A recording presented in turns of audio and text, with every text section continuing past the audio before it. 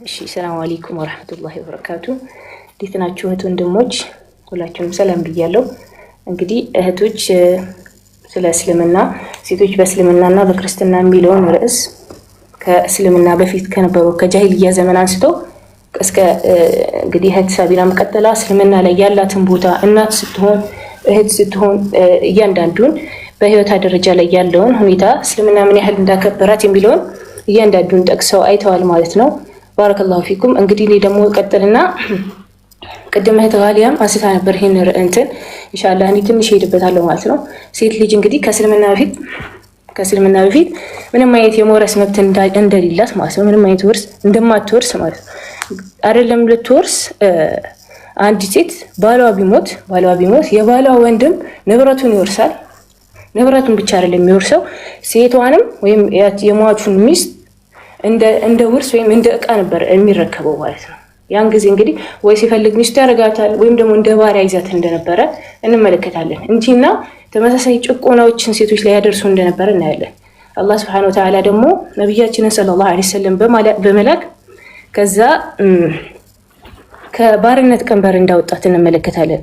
ኢንሻአላህ ተፍሲር አጠበሪ ላይ ምን እናገኛለን? ተፍሲር አጠበሪ ምን ይላል? لأن أهل الجاهلية كانوا لا يقسمون من ميراث الميت من ይላል ለአህል الجاهلية የነበሩ ሰዎች ወይም በጃሂልያ ዘመን የነበሩ ሰዎች የወራሽን ንብረት የሟችን ንብረት ለወራሾች ምንም እንደማይሰጡ ይነግረናል። ممن كان لا يلاقي العدو ولا يقاتل في الحروب ምንም አይነት ዘመቻን የማይወጡ ወይም ከጠላት ጋር የማይዋጉ የሆኑትን አካላቶች ምንም አይነት من صغار ولده ለጣናቶቹ ማለት ነው ምንም አይነት ንብረትን አይሰጡም ነበር። ለና ቀጥሎ ይላል ወላ للنساء منهم ለሴቶቻቸው ምንም አይነት ውርስን አይሰጡም ነበር በማለት ይገልጽልናል ማለት ነው። እንግዲህ ሴት ልጅ ምንም አይነት የውርስን ንብረት እንደማይሰጧት እንመለከታለን። እንግዲህ አላህ Subhanahu Wa Ta'ala ደግሞ ቁርአን ላይ ሱረቱ ኒሳ ላይ ቁጥር 7 ላይ ምን ይላል? للرجال نصيب مما ترك الوالدان والأقربون وللنساء نصيب مما ترك الوالدان والأقربون ይላል። ምን ያለ ነው? ለወንዶች ወላጆችና የቅርብ ዘመዶች ከተውት ንብረት ፈንታ ድርሻ አላቸው። ለሴቶችም ወላጆችና የቅርብ ዘመዶች ከተውት ካነሰ ወይም ከበዛው ፈንታ አላቸው ይላል ማለት ነው። እንግዲህ እዚህ ጋር እንደምትመለከቱት የሴት ልጅ የመውረስን መብት ሰጥቷት እንግዲህ ልክ እንደ ወንዱ ዘመዶቿም እንዲሁም ቤተሰቦቿ ከተውት ንብረት የመውረስ መብት እንዳላት ያሳየናል ማለት ነው። እንግዲህ በተለያዩ የህይወት ደረጃዎቿ ምሳሌ እናት ስትሆን ሊሆን ይችላል፣ እህት ስትሆን ሊሆን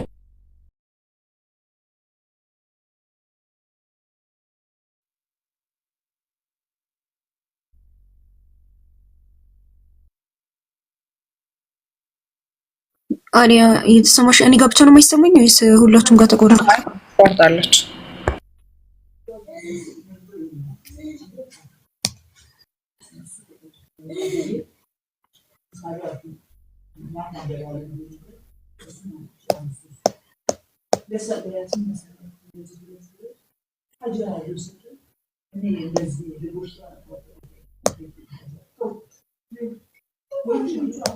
ኔት ይዞታል መሰለኝ።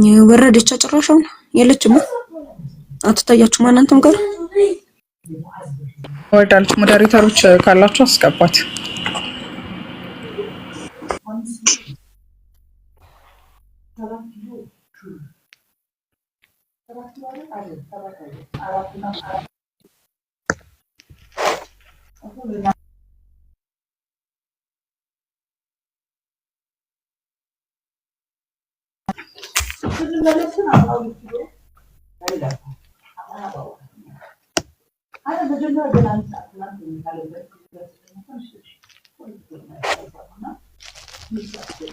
እሷ እስከትመለስ ድረስ ኔትወርክ እስኪስተካከል የእሷን ፕሮግራም ኢንሻአላህ ወደ መሀል አካባቢ እናስቀምጠዋለን። እሷ እስክትገባ ድረስ ቀጣይ ሌላ ፕሮግራም እናቀርብ ለሰዓትም እንዲሆነን። ማሻአላህ ተባረከ ረህማን። አሁን በእስልምናው አይተናል። ኢንሻአላህ የቀረውን ደግሞ እህታችን መተት ጨምረልናለች። እስከዛ ድረስ እህት መወዳ እባክሽን በክርስትናው ያሉትን ነገራቶች ደግሞ አሁን በተራችን እንመልከት። ቅድም መግቢያ ላይ እንደነገርኳችሁ ብሉይ ኪዳን ላይ፣ አዲስ ኪዳን ላይ እንዲሁም ደግሞ ቸርች ፋዘርስ ስለ ሴቶች ምን ይላሉ የሚሉትን በየተራ የምንመለከት ይሆናል ማለት ነው። ሁሱ ካለህ ድምፅ አሰማን። መወዳ አሁን ስለ ብሉይ ኪዳን የተወሰነ ነገር በይን ኢንሻአላህ። እሺ ድምጽ ይሰማል ወይስ ኔት ይያዘ? እሺ ይሰማል መሰለኝ። ይሰማል ጀስሚን? ይሰማል ጀስሚን? አንዴ ንገሪኝ እስኪ። ሰማልሽ ግቢ ኸይርሽ ኢንሻአላህ። እሺ አሁን በተወሰነ መልኩ የምንመለከተው ምንድነው በመጽሐፍ ቅዱስ ውስጥ ምን አይነት ነገር ተቀምጧል ስለ ሴት ልጅ። አሁን ብዙ ጊዜ በእስልምና ላይ ያነሱ ሴት ልጅ እኮ እንደዚህ ተብላለች ሀይቃ አንድ እንኳን ትክክለኛ ነገር አያገኙም። ቀጥታ በስትክክል አሁን ሴት ልጅ የተበደለችበትን ነገር አያገኙም። ነገር ግን ብዙ ጊዜ እስልምና ላይ ብቻ መተው የራሷ እያረረባት የሰው ታማስላለች ይሆናሉ። እሺ አሊያ ከተመቸሽ ብትቀጥይ አሪፍ ነው። እሺ አዲሽ አሊያ አሉ። እሺ የቱ ጋር ነው የቆምኩት? እኔ ቀጥዬ ነበርኩ። ብቻሽን እየቀጠልሽ ነበረ። እሺ ስለ ውርስ ጋር ነበርሽ።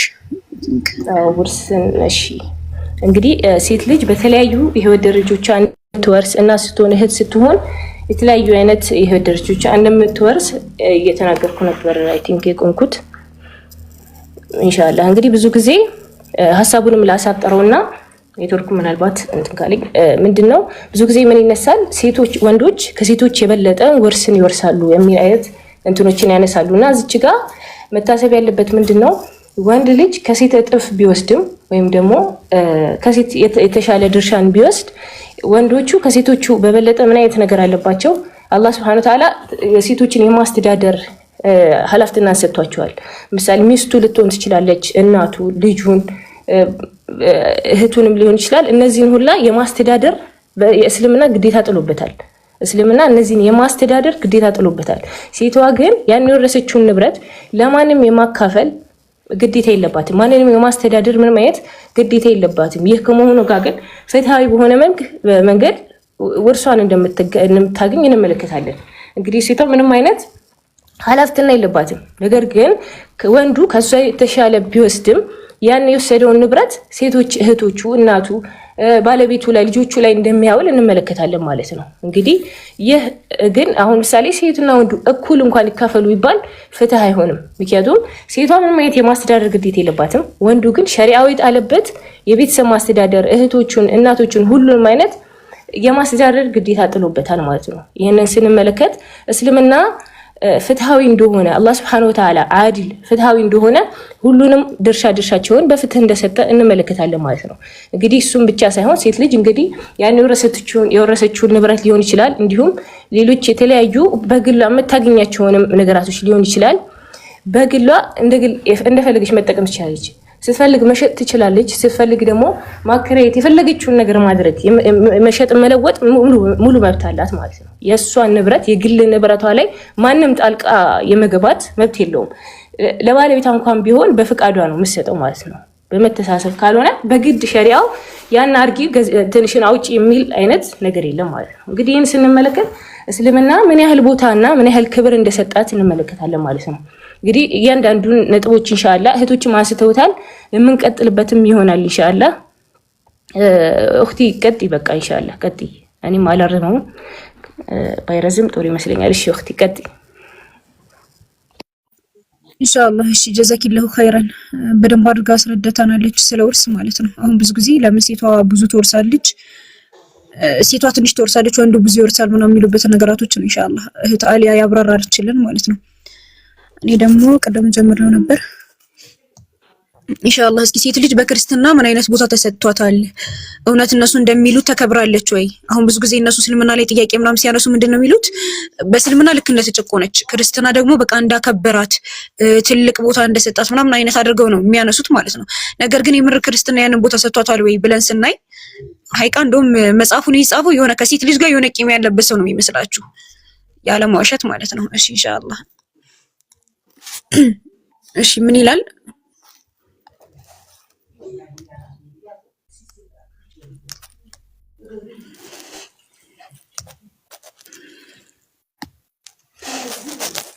እሺ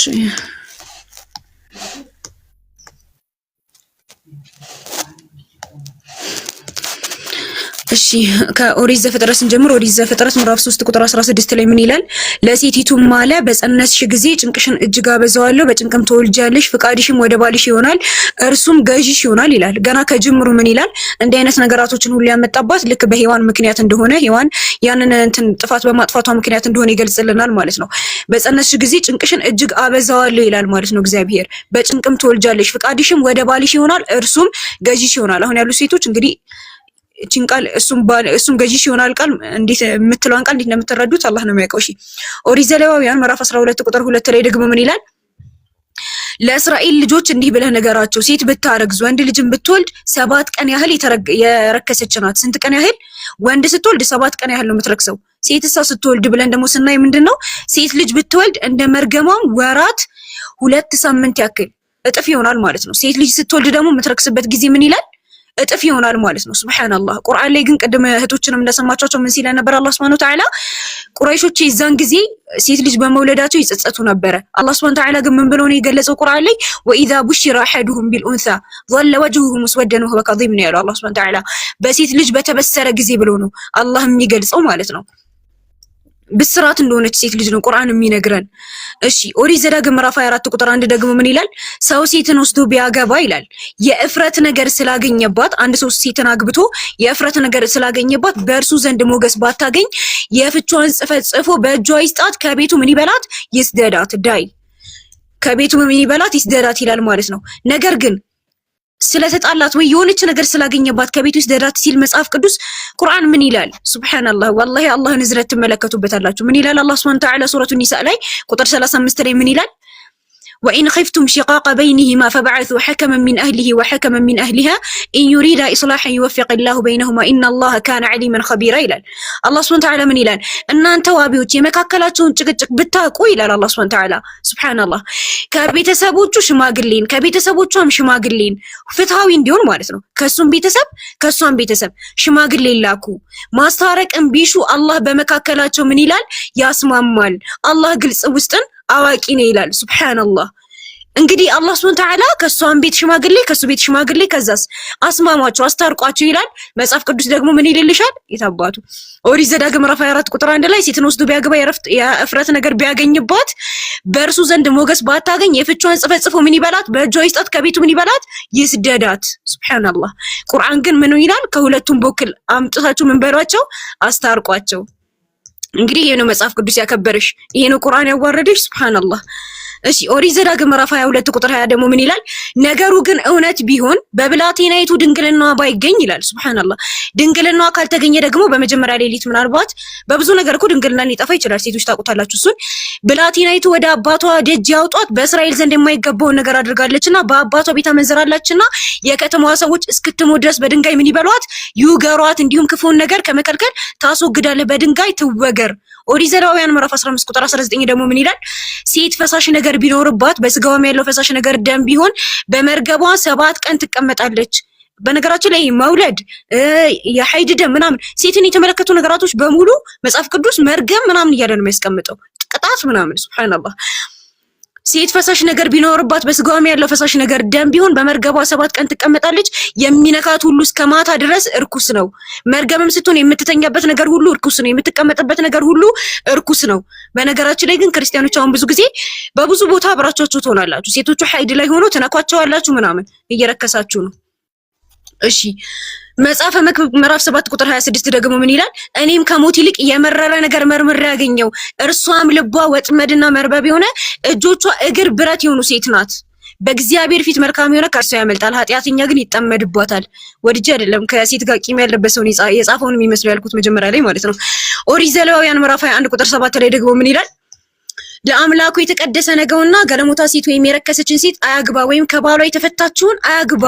ባሏ የፈታትን ሴት እንዳታገባ። ምክንያቱም ለምን? የተቀደስክ ነህ፣ የእንጀራህን የአምላክህን እንጀራ ያቀርባልና ስለዚህ ትቀድሰዋለህ። እኔም የምቀድሳችሁ እግዚአብሔር ቅዱስ ነኝና እርሱ ቅዱስ ይሁንልህ። የተቀደስክ ከሆንክ ከባሏ የተፈታችውን አያግባ። ሱብሃንአላህ። ከዚህ በተቃራኒ ግን ረሱላህ ሰለላሁ ዐለይሂ ወሰለም የተፈቱ ሴቶችን ብዙ ልጆች ጥለው ባሎቻቸው ሲሞቱ ምን ያደርጉ ነበር? ሰለም ያገቧቸው ነበር ማለት ነው አንዳንዶቹን። እንዲሁም ደግሞ ለሙስሊሞችም ቢሆን ምን አዘዋል? የተፈቱ ሴቶችን፣ የተቸገሩ ሴቶችን፣ እድሜያቸው የገፉ ሴቶችን ስቃይ የሚደርሱባቸው ሴቶችን እንደ ሁለተኛ ሚስት ሊሆን ይችላል በማግባት መርዳትን ነው የሚያዘው ማለት ነው እስልምና። ክርስትና ግን እንዳታገባት፣ ምክንያቱም እንዴ ተቀደስክ ነክ የተፈታቿንማ ምን አባቷ ለምን ታገባታለህ? እሺ ኦሪት ዘሌዋውያን ምዕራፍ 24 ቁጥር 3 ደግሞ ምን ይላል? ለአንድ ከ20 ዓመት ጀምሮ እስከ 60 ዓመት ድረስ እንደ መቅደሱ ሰቅል ሚዛን ግምቱ የ50 ብር ሰቅል ይሁን ይላል። ለማን? ለወንድ ነው ይሄ የሚሆነው። ሴትም ብትሆን ደግሞ ግምቷ ስንት ይሁን? 30 ይሁን ይላል። እዚች ጋር አሁንም ከ5 ዓመትም ጀምሮ ይላል 20 ዓመት ድረስ ግምቱ ለወንድ 20 ለሴት ሲሆን 10 እያለ እዚች ጋርም ለወንድ በጣም ብዙ ለሴት ደግሞ ያነሰውን ያስቀምጣል ማለት ነው። ኦሪት ዘኍልቍ ምዕራፍ 30 ቁጥር 3 ደግሞ ምን ይለናል? ሴትም ደግሞ ለእግዚአብሔር ስለት ብትሳል ይላል። አስቡት እንግዲህ ሴቶች ስለት እንኳን ብትሳሉ በወንዶች ስለቱ ምን ይላል? ይፈርሳል። በቃ አንዲት ሴት የሆነች ስለት ብትሳል ባሏ ወይም ደግሞ አባቷ ያንን ስለት ካልተስማሙ ለአምላኳ ብትሳል ራሱ ስለቱ በቃ ይፈርሳል። ሴት ደግሞ ለእግዚአብሔር ስለት ብትሳል እርሷን በአባቷ ቢሳለች በብላቴናይቱ ጊዜ ራሷን በመሐላ ብታስር ይላል።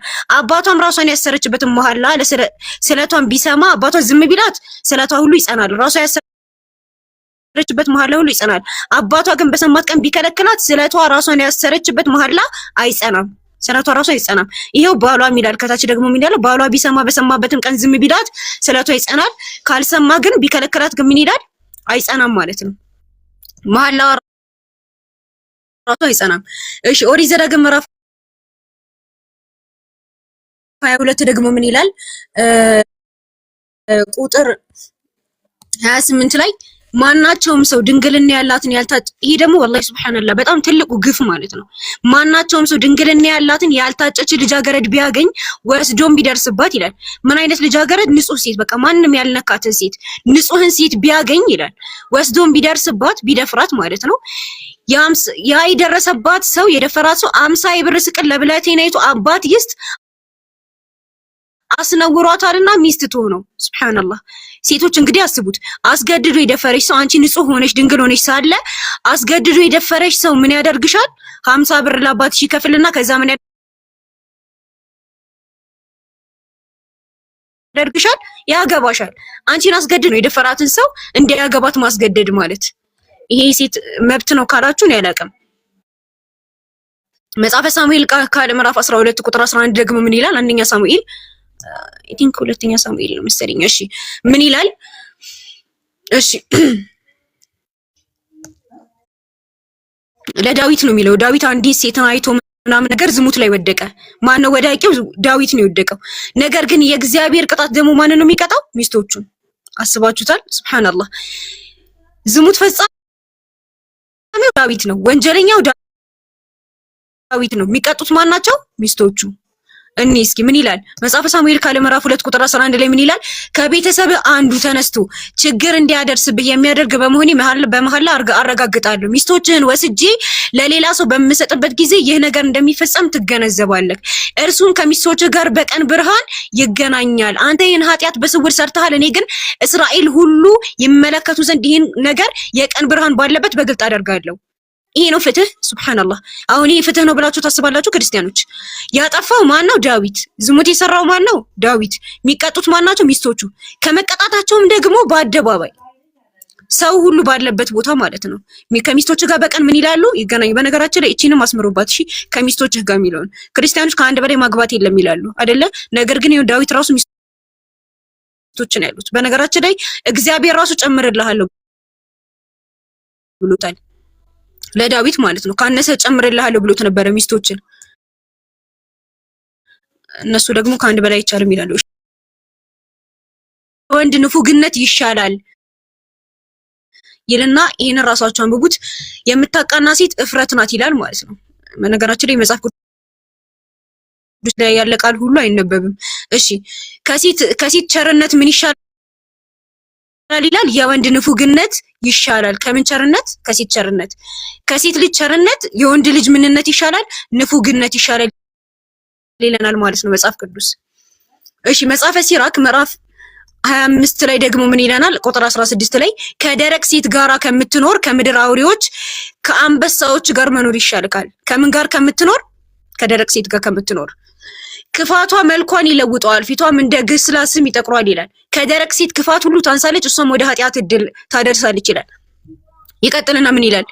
የሴት መልኳ አያስትህ፣ ሀብቷም አያስጎምጅ መቅሰፍት ናትና ጥፋትም ናትና ጽኑ ውርደትም ናትና ማን ሴት ልጅ ሱብሃንአላህ አላህ ሱብሃነሁ ወተዓላ ግን ምን እያለ ነው የሚገልጻት ወኢዛ ቡሽራ አሐዱሁም ቢልኡንሳ በሴት ልጅ አላህ ሱብሃነሁ ወተዓላ ባበሰረው ጊዜ እያለ ቅድም እንደሰማችሁት በጣም ብዙ ቦታ ላይ እናትክ ረሱል ሰለም 3 ጊዜ እናትክ ነው ያሉት ረሱል ሰለላሁ ዐለይሂ ወሰለም በአራተኛ ላይ ነው አባትክ ራሱ ያሉት እንትን ጀነት ራሱ በእናት እግር ስር ናት ነው አንድ ኃጢያተኛ የሆነ ሰሃባ ወደ ረሱል ሰለም መጥቶ ራሱ ምንድነው ያላቸው ኃጢያቴ በዝቷልና ምን ላድርግ ሲላቸው እናትክ አለች ወይ በህይወት እሷን ተንከባከባት አሉት የለችም ሲላቸው ምንድነው ያሉት አክስትክ አባትክ አይደለም ያሉት አክስትክ አለች ወይ ሱብሃንአላህ ኢስላም በዚህ ልክ ነው ለሴት ልጅ ክብር ይሰጣት ማለት ነው እዚህ ጋር ግን መጽሐፍ ቅዱስ ምንድነው የሚለው የሴት መልኳ ያስትክ ሀብቷም አታውጣላት ይላል ማለት ነው ግብሯ እንደ ግብርህ ካልሆነች ፍታት ቀደም አይተናል እንዴት መፍታት እንዳለበት ይስደዳት ነው የሚለው ከሰውነትክ ምን በላት ለያት ይላል ማለት ነው ሱብሃንአላህ እንግዲህ ሀይቃ ሰዓት ቢበቃ በጣም ብዙ ማንሳት ይቻላል በጣም ብዙ ጥቅሶችን ማለት ነው በምን መልኩ ነው ማን ያከበረው የሚለውን እንግዲህ በደንብ አድርገን አይተናል ከቤትክ ስደዳት የሚለው ወይስ በስነ ስርዓት ከቤተሰቦች ሽማግሌ አምጥታችሁ አስታርቁ የሚለው ቁርአን ይበደለሽ ኢንሻአላህ እንግዲህ ፍርዱን ለእናንተ ተዋለው ክርስቲያን ወገኖቻችን ፍርዱን ለራሳችሁ ተዋለው ሙስሊሞች ደግሞ እንግዲህ አልহামዱሊላህ በሉ ሱብሃንአላህ የእስልምናን ጥራት ማለት ነው እና ኢንሻአላህ እህቶች ካላችሁ ሌላ ፖይንቶችን እናሰና ኢንሻአላህ እንመለሳለን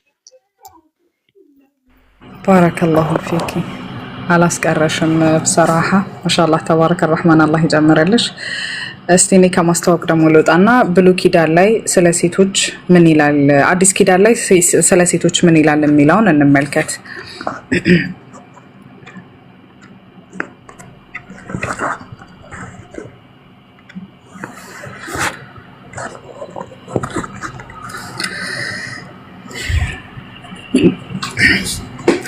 ቢስሚላህ እሺ ቀደም ብሉይ ኪዳን ላይ ስለ ሴቶች ስለተገለጹ ብዙ ነገሮች ተናግራለች ከተወሰኑትን ታይማችን ስለማይበቃን የተወሰኑትን ደግሞ አዲስ ኪዳን ላይ ምን ይላል የሚለውን እንመልከት ወደ ሮሚ ሰዎች ቁጥር ከ2 እስከ 3 ጀምረን ስላነበው አንዲት ሴት ልጅ በክርስትና ከተፈታች ወይም ደግሞ ከባሏ ጋር ከተጣላች ማግባት አትችልም ምን ይላል ያገባች ሴት ባሏ በህይወት ሲኖር ከእርሱ ጋር በህግ ታስራለች ባሏ ቢሞት ግን ባል ከህግ ነፃ ትፈታለች ይላል ከዛስ በኋላ የማቴዎስ ወንጌል 19 ላይ ምን ይላል እኔ ግን እላችኋለሁ ያለ ዝሙት ሚስቱን የሚፈታ ትቶ ሌላኛውን የሚያገባ ሁሉ ምን ይላል ያመነዝራል አለ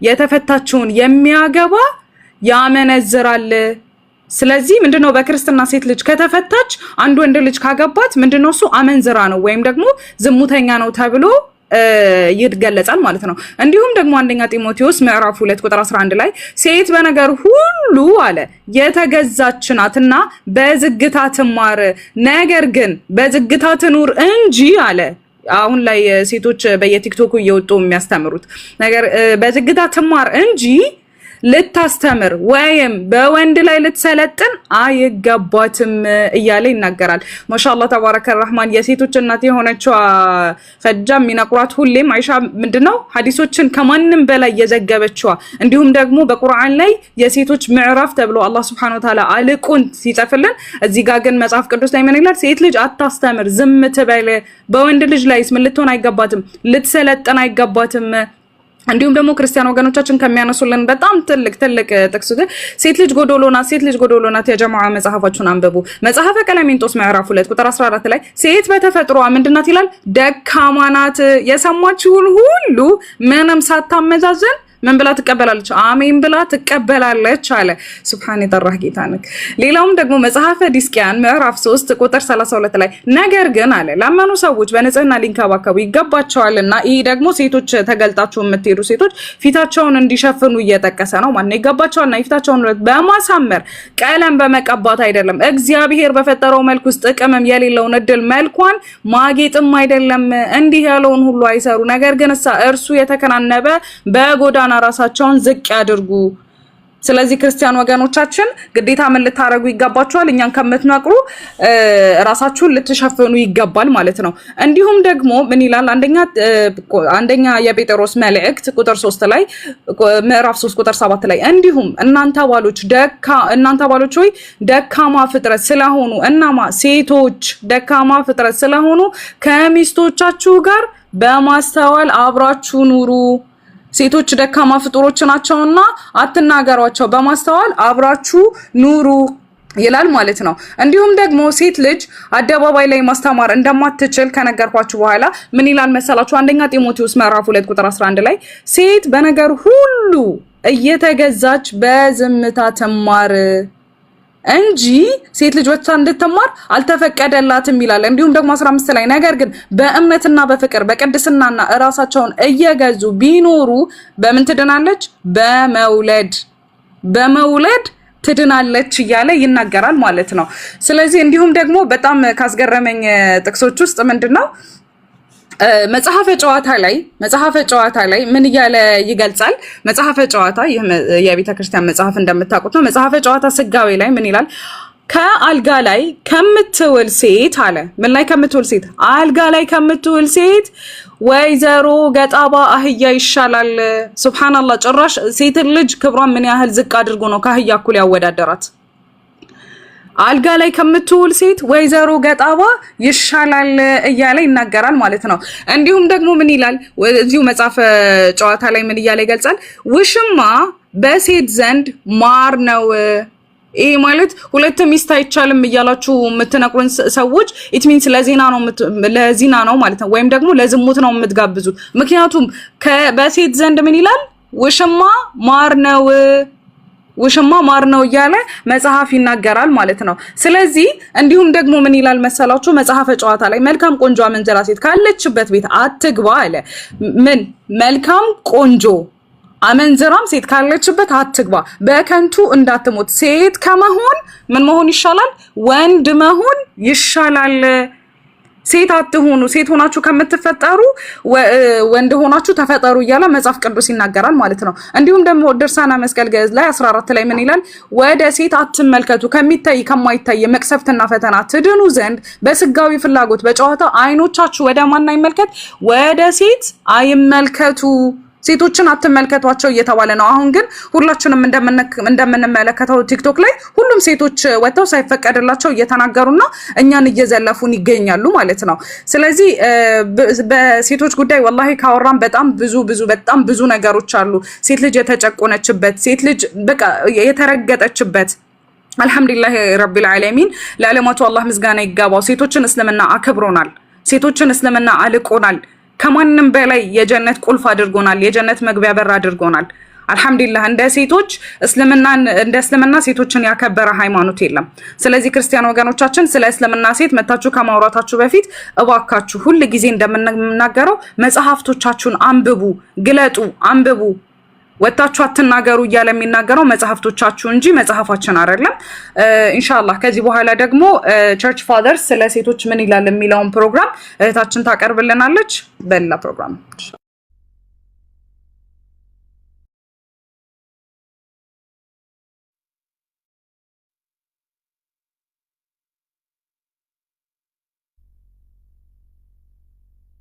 እሰማለሁ አይደለ? እሰማለሁ ያስባለሁ። እስቲ ኢንሻአላህ ስለ ቸርች ፋዘርስ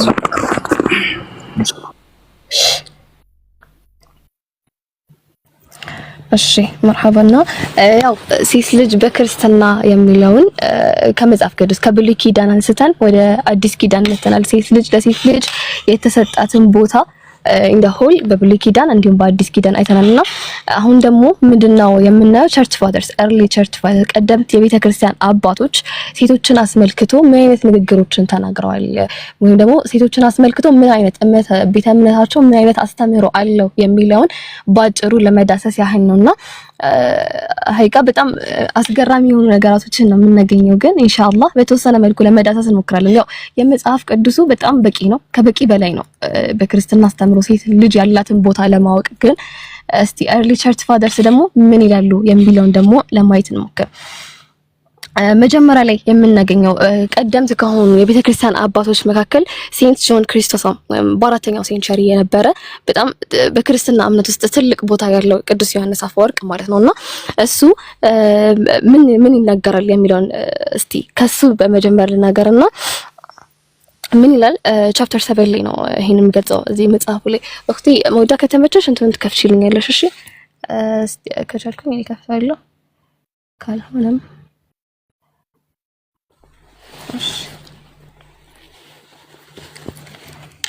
ይታያል መሰለኝ።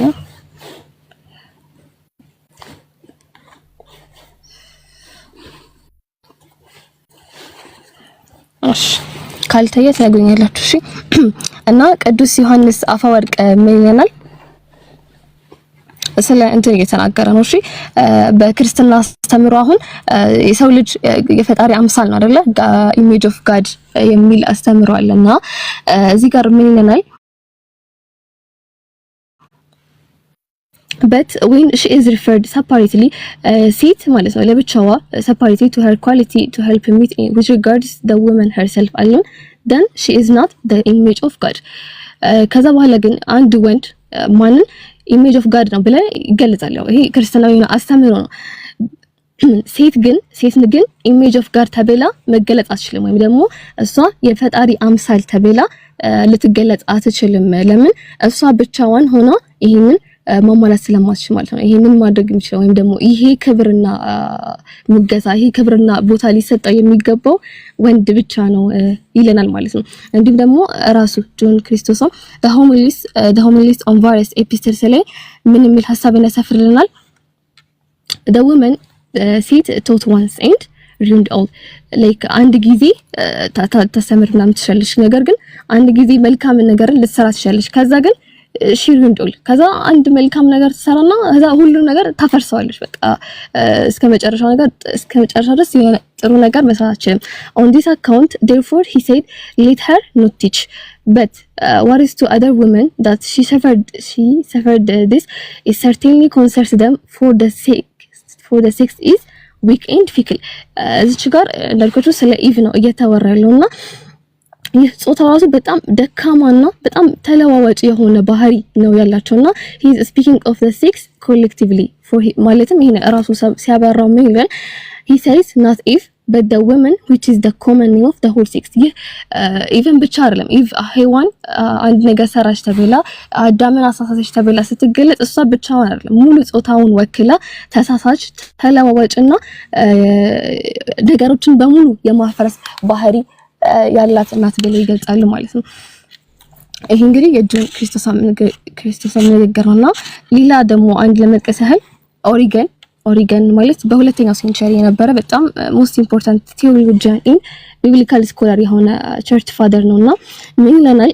I am not giving permission for a woman to teach ሴት ልጅ እንድታስተምር ፐርሚት አላደርጋትም አልፈቅድላትም።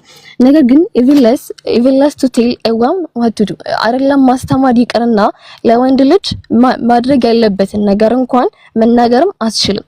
although those given above say more categorically that a woman does not have the right by her word to guide በምንም ተአምር እሷ ለወንዱ የሚያደርገውን ነገር ወይም ደግሞ መናገር እሱን ጋይድ ማድረግ እሱን መምራት በምንም ተአምር አትችልም ይልና እዛው አክሉ ሚናል እና simply let them teach እንደው ያስተምሩ እንኳን ብንል teach what's good የሆነ መልካም ነገር ያስተምሩ ይችላሉ but men should not sit and listen to man እሷ የፈለገ መልካም ነገር እንኳን ብታስተምር ወንድ ቁጭ ብሎ እሷን መስማት የለበትም እሷን ማዳመጥ የለበትም የሚል ሐሳብ ያስቀምጣል። እዚሁ ጨምሮ ደግሞ ምን ይላል? for is improper for a woman to speak in an assembly እንደዚህ ስብስብ ውስጥ ምናምን ነገር ቀደም በብሉይ ኪዳንና በአዲስ ኪዳን መጽሐፎች ላይ እንዳየነው ሴት ልጅ በስብስብ ውስጥ መናገር ይሄ ለሷ ተገቢ አይደለም። no matter what she says የፈለገ ነገር ብትል እንኳን even if she says admirable things ወይም ደግሞ በጣም የተቀደሱ የሚደነቁ መልካም ነገራቶችን እንኳን ብትናገር ይሄ የሆነ consequence አያጣውም since they come from the mouth of a woman subhanallah ይሄን በጣም ከባድ ነገር ነው። የፈለገ የተቀደሰ የፈለገ አምላካዊ ነገር እንኳን ብትናገር ከሴት አፍ በመውጣቱ ብቻ ከሴት አፍ ስለወጣ ይህ ነገር የሆነ ኮንሲኩዌንስ ይኖረዋል የሚል ሐሳብን ያስቀምጡልናል።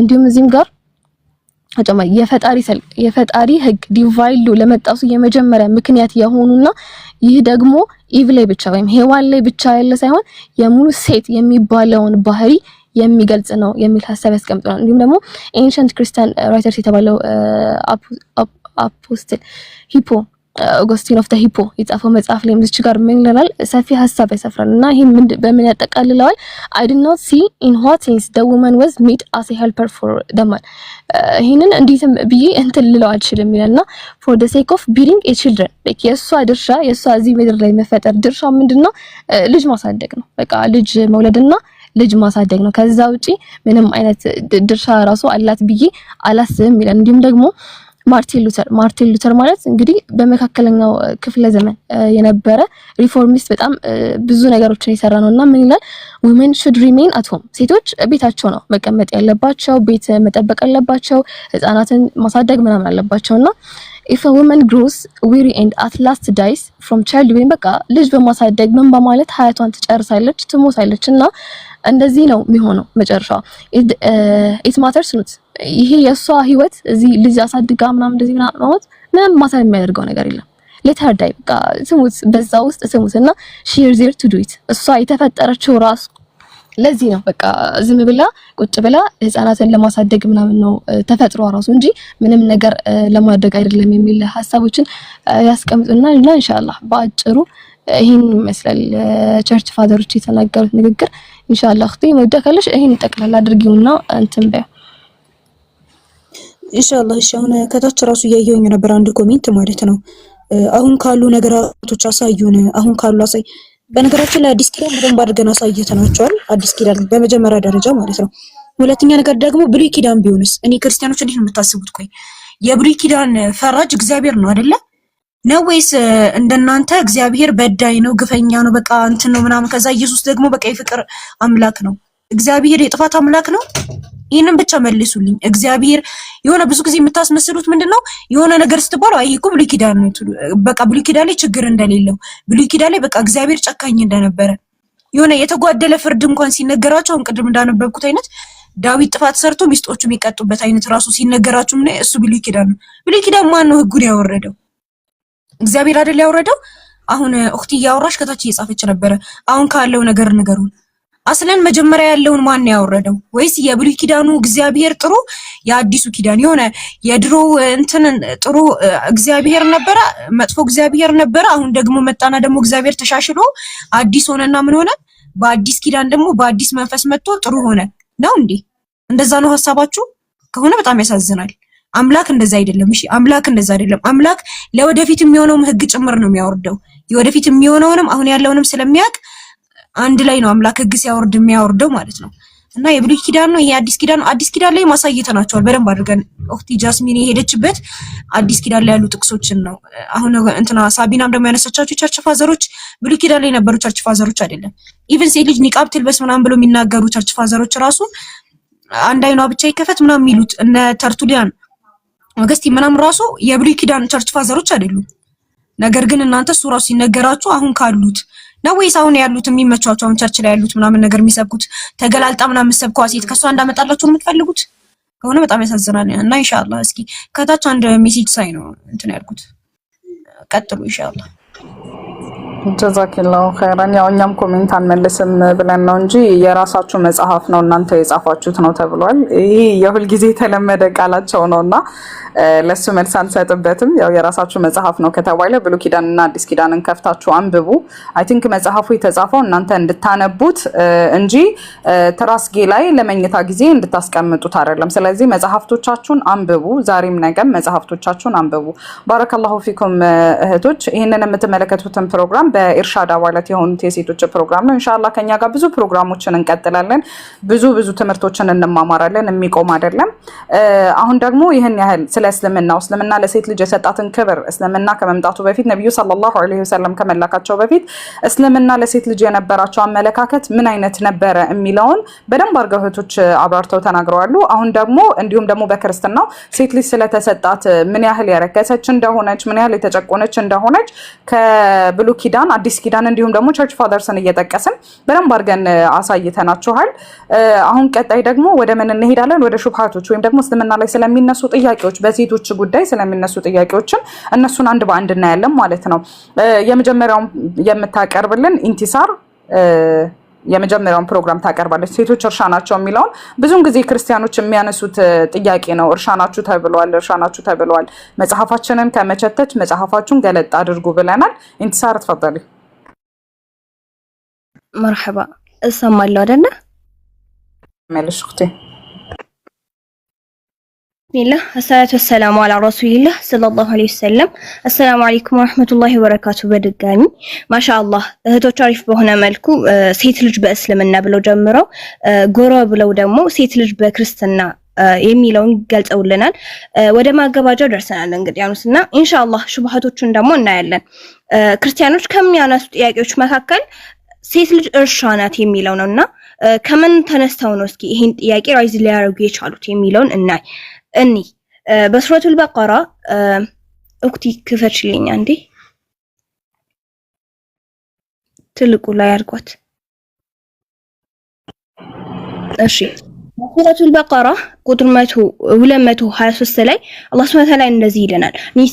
ኒሳኡኩም ሐርሱን ለኩም ፈአቱ ሐርሰኩም አና ሺእቱም ይላል። ሴቶቻችሁ ለእናንተ እርሻ ናቸው፣ እርሻችሁንም በፈለጋችሁ ሁኔታ ድረሱ ይላል ማለት ነው።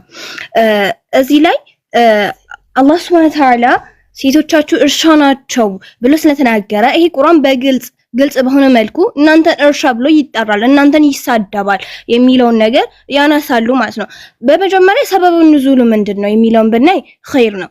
በጃሚዕ ትርሚዚ 2978 ላይ the Jews would say whoever goes into his wife's vagina from behind her ማንኛውም ወደ ሚስቱ የሚሄድ ወይ ደግሞ በአነሷ በኩል የሚሄድ ወይ ደግሞ ተራክቦ የሚያረግ ሰው then his children will be cross-eyed የሚፈጠረው ልጅ የሚያገኙት ልጅ ምን ይሆናል? ጠንጋራ ዓይን ይዞ ይወለዳል ብሎ የሚል አስተሳሰብ ነበራቸው። so Allah revealed your wives are tails for your so go to your tails when or how you will ይለናል። ኒሳኡኩም ሐርሱን ለኩም ፈአቱ ሐርሱኩም አና ሺእቱም እና ሴቶቻችሁን ለእናንተ እርሻ ናቸው ማለት ይሄ ጠንጋራ የሆነ ልጅ ይፈጠራል ወይ ደግሞ ጠንጋራ የሆነ ልጅ ነው የሚወለደው የሚለውን አስተሳሰብ ትታችሁ ሴቶቻችሁ ለእናንተ እርሻ ናቸውና እርሻችሁንም በፈለጋችሁ ሁኔታ ድረሱ ይለናል ማለት ነው። በኢብኑ ከቲር ደግሞ ሙፈሲሮች እንዴት ነው የሚፈቱልን ስንል ወቀውሉሁ ኒሳኡኩም ሐርሱን ለኩም ይሄ ኒሳኡኩም ሐርሱን ለኩም የሚለው ሴንቴንስ እኮ ቃለ ኢብኑ አባስ እንዳለው ሐርሱን ለኩም መውዲዑል ወለድ ሐርስ ሲባል እኮ የእርግዝናን ቦታ ነው የሚገልጸው። ላይክ አለ አይደለ እርሻ ላይ ዘርዘርተን የሆነ ፍሬ እንደሚያፈራ ሁሉ ይሄ ሐርሱን ለኩም የተባለበት አውድ የእርግዝናን ቦታ ሊገልጽ ነው። ይሄ ማለት ስፐርም ጃኩሌት ተደርጎ ማለት አፕ ቱ ፈርቲላይዜሽን ያለው ይሄን ሁሉ የሚያልፉት ፕሮሰሶች አሉ አይደለ? ከዛ በኋላ የሆነ ፍሬን ያስገኛል የሆነ which we call it offspring ብለን የምንጠራው ልጅን ስለሚያስገኝ like ፍሬ ነው አላህ Subhanahu Wa Ta'ala አክብሮ አልቆ የነገረን ማለት ነው።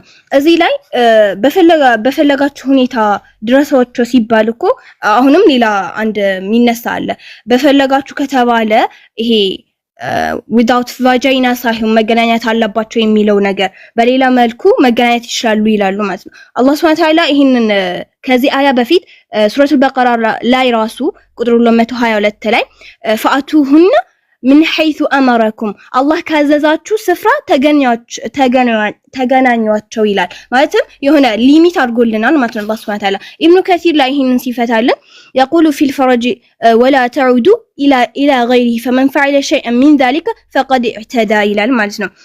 ማለትም ከቫጃይና ሌላ ማለትም ከተፈቀደልን ቦታ ሌላ የተገናኘ ሰው or ደግሞ በቃ ይሄ ከየሆነ ውስን የሆነ ድንበርን አልፏል የተከለከለ ነው forbidden ነው የሚለውን ያሲዝናል ማለት ነው። አሁንም ይሄ ሐራም እንደሆነ እንደተከለከለን ደግሞ የሚያሳየን በጃሚዕ ትርሚዚ 135 ላይ the prophet said rasul sallallahu alaihi wasallam እንዳሉት whoever engage in sexual intercourse with a menstruating woman or a woman in her anus then he has disbelieved that in what was revealed to Muhammad sallallahu alaihi wasallam ማለትም የወር አበባ ላይ ካለች ሴት ጋር or ደግሞ ከመቀበጫ በጀርባ በኩል ማለት ተራክቦ ቢያደርግ የሆነ ሰው ለረሱል ሰለላሁ ዐለይሂ ወሰለም የተወረደው ዲስቢሊቭ ሆኗል or ደግሞ ክዷል የሚለውን ነገር ያሳየናል ማለት ነው። አይ ሆፕ ይሄኛው አድሬስ ሆኗል ብዬ አስባለሁ። ሶ በእኛ በኩል ያለው አላህ Subhanahu Ta'ala ለምን እርሻ እንዳለን እና ደግሞ እንዴት ነው የሆነ ሊሚት የተደረገ የሆነ ስርዓት እንዳለው ምናምን አይተናል እና በእኛ በኩል ይሄን ያህል ካየን what about theirs አብዛኛውን ጊዜ የነሱ ብለር ይሆነባቸዋል መሰለኝ የራሳቸውን አያዩም የራሳቸው ብለር ይሆነባቸውና የኛ ላይ ፎከስ ያደርጋሉ ለምንድነው የኛ ላይ ፎከስ ያደርጋቸው አይደለም ጥያቄያችን ነው ደግሞ ሐሳባችን የራሳችሁን እዩ የራሳችሁን አገላብጡ እያለን ነው እስኪ እናሳያቸው እነሱ ካላዩ ደግሞ እኛ የማሳየት እስኪ እናሳያቸው መጽሐፈ ቀሌምንጦስ 10:50 ላይ አንቺ እርሻ ይሰመርበት አንቺ እርሻ ራስሽን ጠብቂ ሌላ ዘርን አትጨምሪ የሚያጽናናሽና ካዘንሽ የሚያረጋጋሽ ባልሽ ብቻ ነው ይላል ማለት ነው በቃ ስፔሲፊካሊ ግልጽ በሆነ መልኩ አንቺ እርሻ ብሎ እየተጣራ ነው እንግዲህ አንድ ሰው አንቺ እርሻ ሲል እንዳደነግጭ ለማለት ያክል ነውና አንቺ እርሻ በቃ ባልሽ የሚያረጋግሽ ባልሽ ነው ከተባለ አንቺ እርሻ እየተባለች ያለችዋ ሚስት ናት ማለት ነው መጽሐፈ አርጋኖን ላይ ደግሞ ሳትዘራ ስንዴ ያፈራች እቺ ደግሞ ስንዴ ራሱ አፍርታለች ዝናብም ሳይዘንብባት የወይን ፍሬ ያስገኘች ማረሻ ያልዞረባት እርሻ ድንግል ሆይ ይሄ ፐርሰናል ይመስላል እርሻ ድንግል ሆይ ብሎ እየተጣራ ነው ማለት ነው እንዝራ ስብሐት በግዕዝ ላይ ደግሞ ስንዴን ያፈራሽ ሱብሃንአላህ ስንዴን አፍርታለች ድንግልና አሁንም እዚህ ጋር ያለ ያለው ምን ያህል ክብር እየሰጣት እንደሆነ والله اعلم ንጹህ እርሻ እመቤቴ ማርያም ሆይ እያለ ይጣራል ማለት ነው ይሄ ባይ ዘ ወይ ሴቶቹን ብቻ አይደለም የሴቶቹን ይሄን ያክል ካለን ይሄ በዚህ መልኩ ነው በዚህ አውድ ነው የመጣው ብለን ልናልፈው እንችላለን ይሄ ደግሞ መጽሐፍ ቅዱስ ሴቶቹን ብቻ አይደለም እርሻ ብሎ የሚጣራው ማለት ነው አንደኛ ቆሮንቶስ 3:9 ላይ የእግዚአብሔር እርሻ ናችሁ ይሄኛው ስፔሲፊክ አላረገም ማለት ጀነራላይዝ እያረገ ነው ሜንንም ወንዶችንም ይጨምራል ማለት ነው የእግዚአብሔር እርሻ ናችሁ የእግዚአብሔር ህንጻም ናችሁ ባይዘወይ የእግዚአብሔር ህንጻ ናችሁ ከእርሱ ጋር አብረን የምንሰራነንና እያለ ይጣራል ማለት ነው አንድ ፖይንት አግኝተናል እዚህ ጋር ወንድንም ጭምር ነው እርሻ ብሎ የሚጣራ ማለት ነው ይሄን እንደ ጥያቄ ማለት ቁርአን ሴት ልጅን እርሻ ብሎ ይጣራል የሚለው ከአውዱ ራሱ ስንቀራው ራሱ ያስታውቃል ባይታወይ እና ይሄንን እንደ ጥያቄ መጠየቃቸው ራሱ how do their level of thought የሚለው ነገር የሚያሳየን ይመስለኛል ምን ያህል አስተሳሰባቸው እንዴት እንደሚወስድ ወዴት እንደሚወስድ የሚለው ነገር የሚያሳየን ይመስለኛል ለማንኛውም ጥያቄ ችግር የለውም ጠይቁ በአላህ ፈቃድ ይመለስላችኋል እና I think ጥያቄውን ተመልሷል ብዬ አስባለሁ ፕላስ በእነሱ በኩል ያለውን ለማየት ሞክረናል ባረከላሁ ፊኩም እህቶች ቀጥሉ ባረከላሁ ፊክ እንተሳር አላህ ኸይር ጀዛሽን ይክፈልሽ ያው መጽሐፋችሁን እናንተ ካላነበባችሁት እኛ ትንሽ ወጋ እናርግላችሁ እናውጋ ብለን ነው ቀጣይ ሁሉ ጊዜ የክርስቲያኖች አንድ ቶፒክ አለች ሴቶች አታውሩ ያምሮ ጎዶሎ ናችሁ ይሉናልና እስኪ ይሄንን ደግሞ የምታቀርብልን እህታችን አርካን ተፈضلي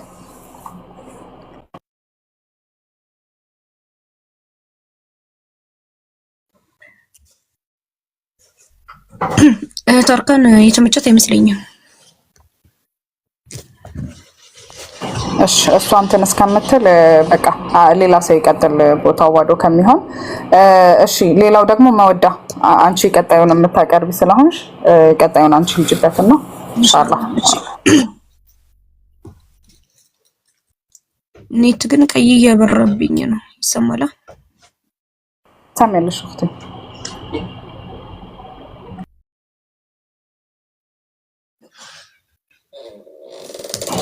ማወዳቋ እንደ ሁሱ ወንድም ሁሱ ካለ ካንዲ ድምጽ አሰማ ረጅም ሰዓት ነው ታርቀካል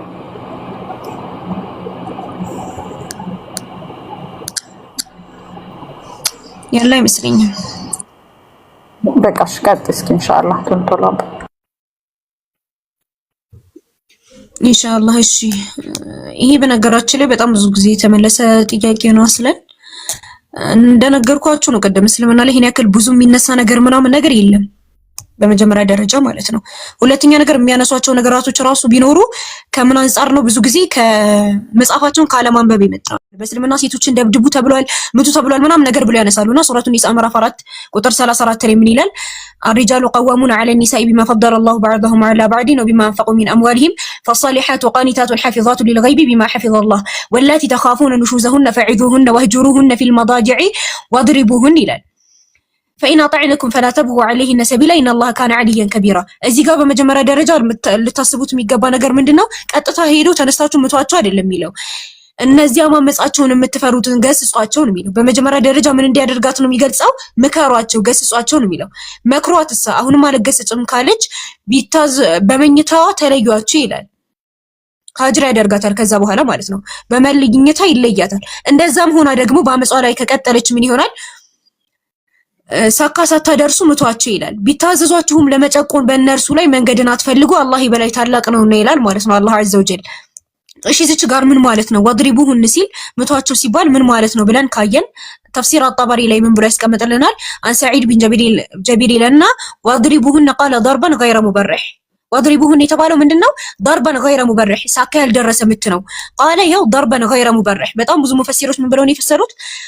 غير مبرح በቃ ሳካ ያልደረሰ ምት ብለው ነው የፈሰሩት ማለት ነው። ተፍሲር አጣበሪ እዛው ላይ غير مبرح ማለት ምን ማለት ነው? ሳካ ያልደረሰ ማለት ምን ማለት ነው ተብሎ ተጠየቁ። አናጣ ቃለ قلت لابن عباس ምን አለው? ما ضرب غير مبرح غير مبرح የሚለው ማለት ምን ማለት ነው ሲሉት ቃለ ቢሲዋኪ ወነህዊ በመፋቂያና በመሳሰሉ ነገራቶች።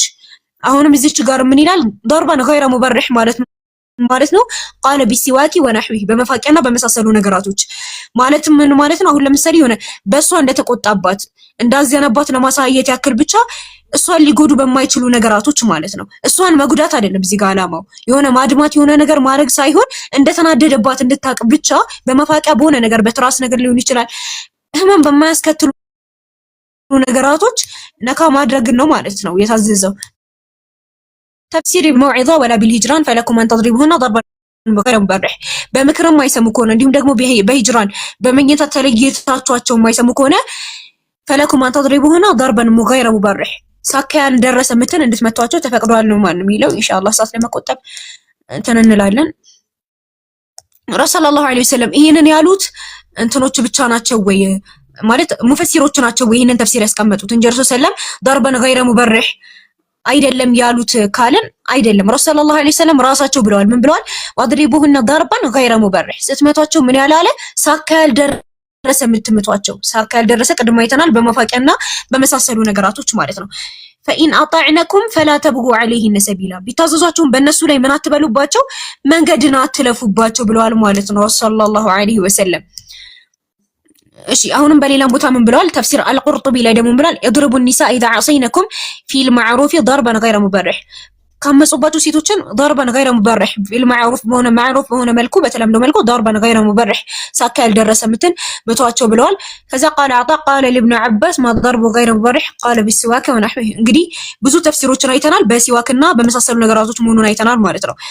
እሺ እንደ አሁን ደግሞ ኢንሻአላህ የቁርአኑን አይተናል። አንደኛ ነገር ዝም ብላችሁ ተነስታችሁ ምቷቸው አይደለም ያለው ደረጃዎች አሉት። ምክር አለው፣ ገና በመኝታ መለየት አለው። በእንደዛም ሆነ አመጻ ከቀጠለ ራሱ የሆነ ሳካ ያልደረሰ እሷን የማሳመን ምትሳይሆን እንደተቆጣባት ለማሳየት ያክል ብቻ ነው ነካ ማድረግ በመፋቂያና በመሳሰሉ ነገራቶች በትራስ ሊሆን ይችላል ብቻ እንደተናደደባት በሚያሳይ መልኩ ማለት ነው። እሺ እንደ መጽሐፍ ቅዱስ ብለን መጽሐፍ ቅዱስም መጽሐፍ አክሲማሮስ የቅዱስ ኤጲፋኒዮስ ላይ ስናይ ምን ይላል? እሺ ለምንድን ነው ሴት ልጅ ጉልበቷ ደካማ መሆኑ ለዚህ ነው ይላል። ሴት ልጅ ጉልበቷ ደካማ ተደርጎ የተፈጠረበት ምክንያት ምንድነው ይለናል። ስለምን ስላሴ ሲፈጥሩ ወንድም በኃይልና በጉልበት ብርቱ አድርገው ሴትን በኃይልና በጉልበት ደካማ አድርገው ፈጠሩ። ስላሴዎች ሲፈጥሩ ይላል ለምንድን ነው ወንድን በጉልበት እንትን ጠንካራ አድርገው ሴትን ልጅ ደግሞ በጉልበት ያነሰች አድርገው ለምንድን ነው የፈጠሩት ብለው ምን ይላሉ? ፈጠሩ ቢሉ ይህስ ጥንትም ሲፈጠሩ ወንድ ለመግዛት ሴት ለመገዛት ነው። ሴትን በኃይልና በጉልበት ብርቱ አድርገው ቢፈጥሯት ኖሮ ባልተቻለች ነበር ይላል። ይህ የሚታወቅ ዘንድ ዛሬ እንኳን አንዳንድ ጠንካራ ሴቶች ከጎልማሳ ጋር ታግለው ለማሸነፍ ሲደርሱ ይታያሉና ይላል። ስለዚህ መቶና ቀጥቶ እንዲያኖራት ልብ በሉ። ወንድ ልጅ ጠንካራ ተደርጎ የተፈጠረበት ምክንያት ምን እንዲያደርግሽ ነው? አንቺን መቶና ቀጥቶ እንዲያኖርሽ ነው። በቃ መታችሁ ግን እዚህ ጋር ምን ትላላችሁ? በእስልምና ሴት ልጅ እንድትመታ ታዟል ምናምን። አስለን እዛ ጋር እንደ መጽሐፍ ቅዱስ እንደ ክርስቲያኖች ማለት ነው እንትን የተባለበት ምክንያት ሴት ልጅ ደካማ ተደርጋ ወንድ ጉልበትኝ የተደረገበት ምክንያት ማንን እንዲመታላቸው ነው? ሴትን መቶና ቀጥቶ እንዲያኖራት ብለው ሴትን በኃይልና በጉልበት ደካማ አድርገው ወንድም በኃይልና በጉልበት ብርቱ አድርገው ምን አደረጉ? ፈጠሩ ይላል ማለት ነው። ሱብሃንአላህ። ስለዚህ ወንድ ራሱ ጀግና ተደርጎ የተፈጠረበት ምክንያት ምን ይለናል? ምንድነው ይለናል? ሴትን ምን እንዲላት ቀጥቶና መቶ እንዲያኖራት ነው ማለት ነው። እና ከዚህ በኋላ መቼስ በእስልምና ሴትን ምቱ ይባላል ምናምን ብላችሁ እንደማታነሱ ትልቅ ተስፋ አለኝ ኢንሻአላህ። እህቶች የሚመቻችሁ ከሆነ ቀጥሉ። ጀዛኪላሁ ኸይራን። አሁን አጠር ለማድረግ ቀጣይ ደግሞ ሳቢና ኔትወርክ እያወረዳቸው ነው አንዳንድ እህቶችን። እሺ ጋሊያ አለሽ? አለው በቃሽ። አንቺ ደግሞ ብዙን ጊዜ ክርስቲያኖች የሚያነሱትን ትችት ሴት ውሻና አህያ የሚለውን አንድ ሁለት በይ። እሺ ጀዛኩሙላህ ኸይር።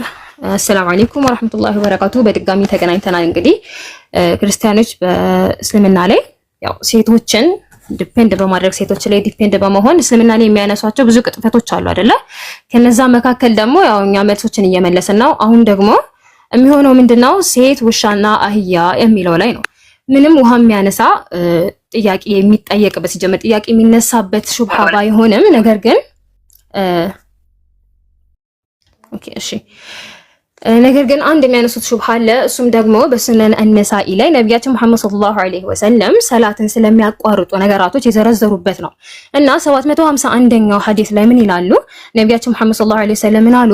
when any one of you stands to pray ከእናንተ መካከል አንዳችሁ ለመስገድ ሲነሳ then he is screened if he has in front of him something as high as the back of a camel saddle ልክ የግመል ኮርቻን አይነት የሆነ ነገር ከፊት ለፊቱ ይኖር ይገባል። እንደ ስክሪን ወይም ደግሞ ሱትራ የሚባል ነገር የለም፣ እንደዛ ሊከለል ይገባል ከፊት ለፊቱ ማለት ነው። if he does not have something as high as the back of a camel sandal in front of him ከፊት ለፊቱ camel saddle ወይም ደግሞ የግመል ኮርቻ አይነት ቁመት ያለው ነገር ካሌለ then his prayer is nullified by a woman, a donkey or a black dog ይላል። ከዛንም በኋላ የዛኔ ይህ ነገር ካሌለ ወይም ደግሞ እንደ ሱትራ ያን ነገር ካላቆመ በሴት በውሻ እና በጥቁር ውሻ እና በአህያ ሰላቱ ይበላሻል ብለው ነብያችን መሐመድ ሰለላሁ ዐለይሂ ወሰለም ያስቀምጣሉ። ከዛንም በኋላ ካፊሮች ይህንን ሐዲስ በመያዝ ደግሞ ሴት ልጅ ከውሻ ጋርና ከአህያ ጋር የተመሳሰለች ናት፣ እናም ደግሞ ሴት ልጅ ብቻ ናት ሰላትን የምታቋርጠው አይነት ሹብሃ ያነሳሉ። ከዛንም በኋላ እሺ እንደዚህ አይነት ሹብሃ ያነሳሉ ማለት ነው። ሹብሃውን ቀጥታ ከመመለሳችን በፊት አንድ ሁለት ሐዲሶችን እናያለን። ወንድም ሴትን ሰላት እንደሚያቋርጥ ማለት ነው። ሰሂህ አልቡኻሪ 509ኛው ሐዲስ ላይ ምን ይላል? አንድ ሰው ባጭሩ ታሪኩን ስነግራችሁ አንድ ሰው ጁምዓ ሊሰግድ ሲል ከፊት ለፊቱ ሱትራ አድርጓል። ከዛንም በኋላ የሆነ ልጅ ወይም ደግሞ የወንድሙ ልጅ ማለት ነው ሊያልፍ ሲመጣ በእጁ ይመልሰዋል፣ ከፍትሮ ይመልሰዋል። ከዛን በኋላ አሁንም ድጋሚ ሲመጣበት ደግሞ በኃይል ይመልሰዋል ማለት ነው። ከዛን በኋላ ይህ ልጅ ይህን ነገር ሲያይ ሸክዋ ያቀርባል። እንደዚህ ያደረገኝ አይነት ነገር ብሎ ሲናገር ምን ይሉታል? ሰላቱ ካለቀ በኋላ what has happened between you and the son of your brother ባንተና በወንድምህ ልጅ መካከል ምንድነው የተፈጠረው ብለው ይጠይቁታል። ከዛን በኋላ ያሰጋጁ ሰው ምን ብሎ ይናገራል? I heard the Prophet sallallahu alayhi wasallam saying ነብዩ መሐመድ sallallahu alayhi wasallam ሲሉ ሰምቻቸዋለሁ if anybody amongst you is offering salah behind something as a sutra ከእናንተ መካከል አንዳችሁ ከሱትራ ኋላ ሆኖ ሰላቱን የሚሰግድ ከሆነ ወይም ደግሞ ከፊት ለፊቱ ሱትራ አድርጎ የሚሰግድ ከሆነ and somebody tries to pass in front of him ከዛን በኋላ የሆነ ሰው ከፊት ለፊቱ ለማለፍ በመጣ ጊዜ between him and the sutra በሱትራውና በሱ መካከል ሊያልፍ በመጣ ጊዜ then he should repulse him and if he refuses እሱ ሊመልሰው ይገባል እንዳልፍበት ማለት ነው ሊመልሰው ይገባል። ነገር ግን refuses ካደረገ ወይም ደግሞ ያ ሰው ተቃውሞ ድጋሚ ሊያቋርጠው ከመጣ he should use force against him for he is a Satan እሱ ፎርስ ተጠቅሞ ወደ ኋላ ይመልሰው ይገባል በማለት ያስቀምጣል ማለት ነው። ስለዚህ ይሄኛው ሐዲስ ምንድነው የሚያሳየን? ወንድም ሴትም ሰላትን ሊያቋርጡ እንደሚችሉ ነው ማለት ነው። ቀጣይ ያለውም ሐዲስ ተመሳሳይ ነው። ነብያችን መሐመድ ሰለላሁ ዐለይሂ ወሰለም ወደታች አድርጊልኝ የሰቢና መወዳ ወደታች አድርጊልኝ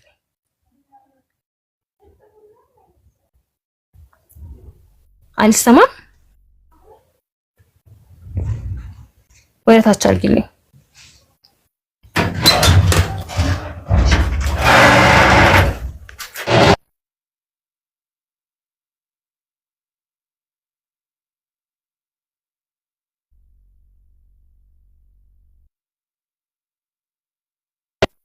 መውዳ አይሰማም። ዝቅ አድርጊልኝ አንዴ።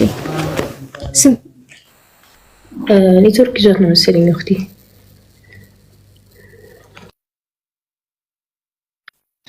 እሺ የሚከፍትልኝ ሰው እንትን እያልኩ ቀጥልና ኦኬ ከፍታለሁ።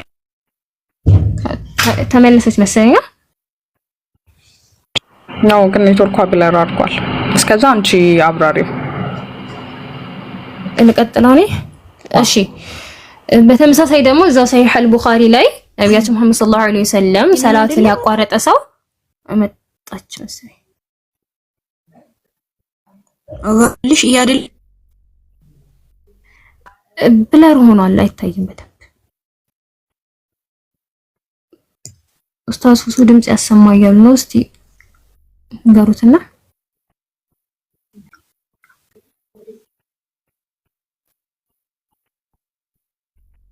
በቃ እሱ ጋር ነኝ እኔ እሺ እንቀጥል በቃ እሰማለሁ አይደለ ተመለሽ በቃ እሺ ይሄኛው ሐዲስ ላይ ደግሞ በተመሳሳይ ወንድም ሆነ ሴት ሰላትን እንደሚያቋርጡ የሚያሳይ ነው።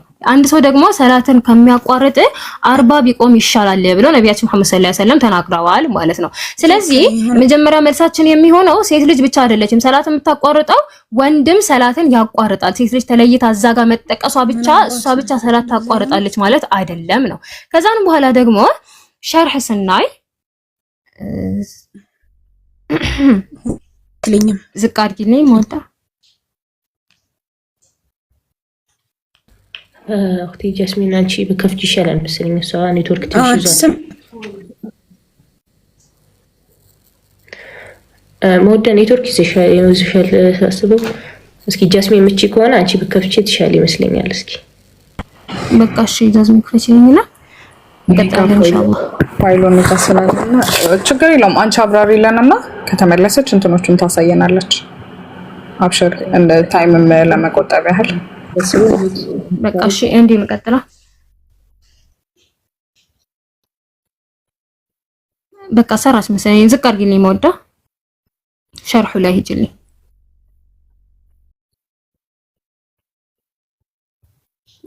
እሺ ሸርህ ላይ ስንመጣ ደግሞ አሁን ደግሞ ምንድነው ልክ ነሽ። ሁለተኛው መልሳችን የሚሆነው ደግሞ ሸርሁ ጋር ነው የምንመጣው። የቅድሙን ሐዲስ ትሰሚያለሽ ሞዳ ይታየኛል።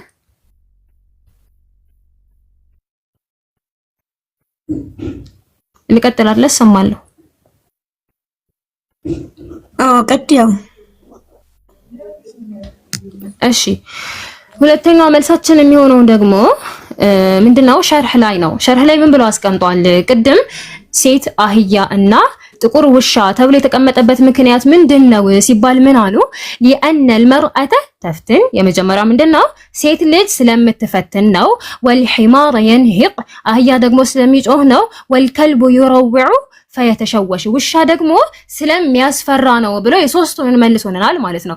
አንድ ሙእሚን የሆነ ሰው ደግሞ ሰላትን በሚሰግድ ጊዜ ኹሹዕ ሊኖረው ይገባል። ኹሹዕን የሚያበላሹ ነገራቶች ተብለው ነው እዚህ ጋር የተዘረዘረው። እዚህ ጋር ደግሞ ስፔሲፊካሊ ሴት ልጅ ተጠቅሳለች። ሴት ልጅ ከተጠቀሰች ደግሞ ሐዲሱ የሚያወራ ስለ ወንድ እንደሆነ እንረዳለን ማለት ነው።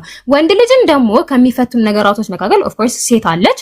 እቺ ሴት ደግሞ ከፊት ለፊቱ በምታልፍ ጊዜ ሐሳቡን ከሰረቀችበት ከሰላቱ ከተዘናጋ ኹሹዑ ይበላሽበታል። ስለዚህ ሰላት የሚያበላሹ ተብለው ከተጠቀሱት ውስጥ የሆነችው ሴት እዛ ጋር የተቀመጠችው ስለምትፈትን ነው እንጂ እነሱ እንዳሉት ከውሻ ጋር ከአህያ ጋር ተመሳስለው ወይም ደግሞ ከእንስሳት ጋር ተመሳስላ እንዳልሆነ እናያለን እንገነዘባለን ማለት ነው። ቀጣዩ ሸርህ ላይ ደግሞ አልቁርጡቢ እንዳስቀመጡት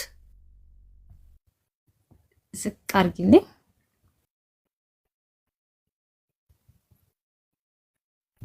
መወዳት እንዴ ስቃልኝ ኦ ማይ ጋሽ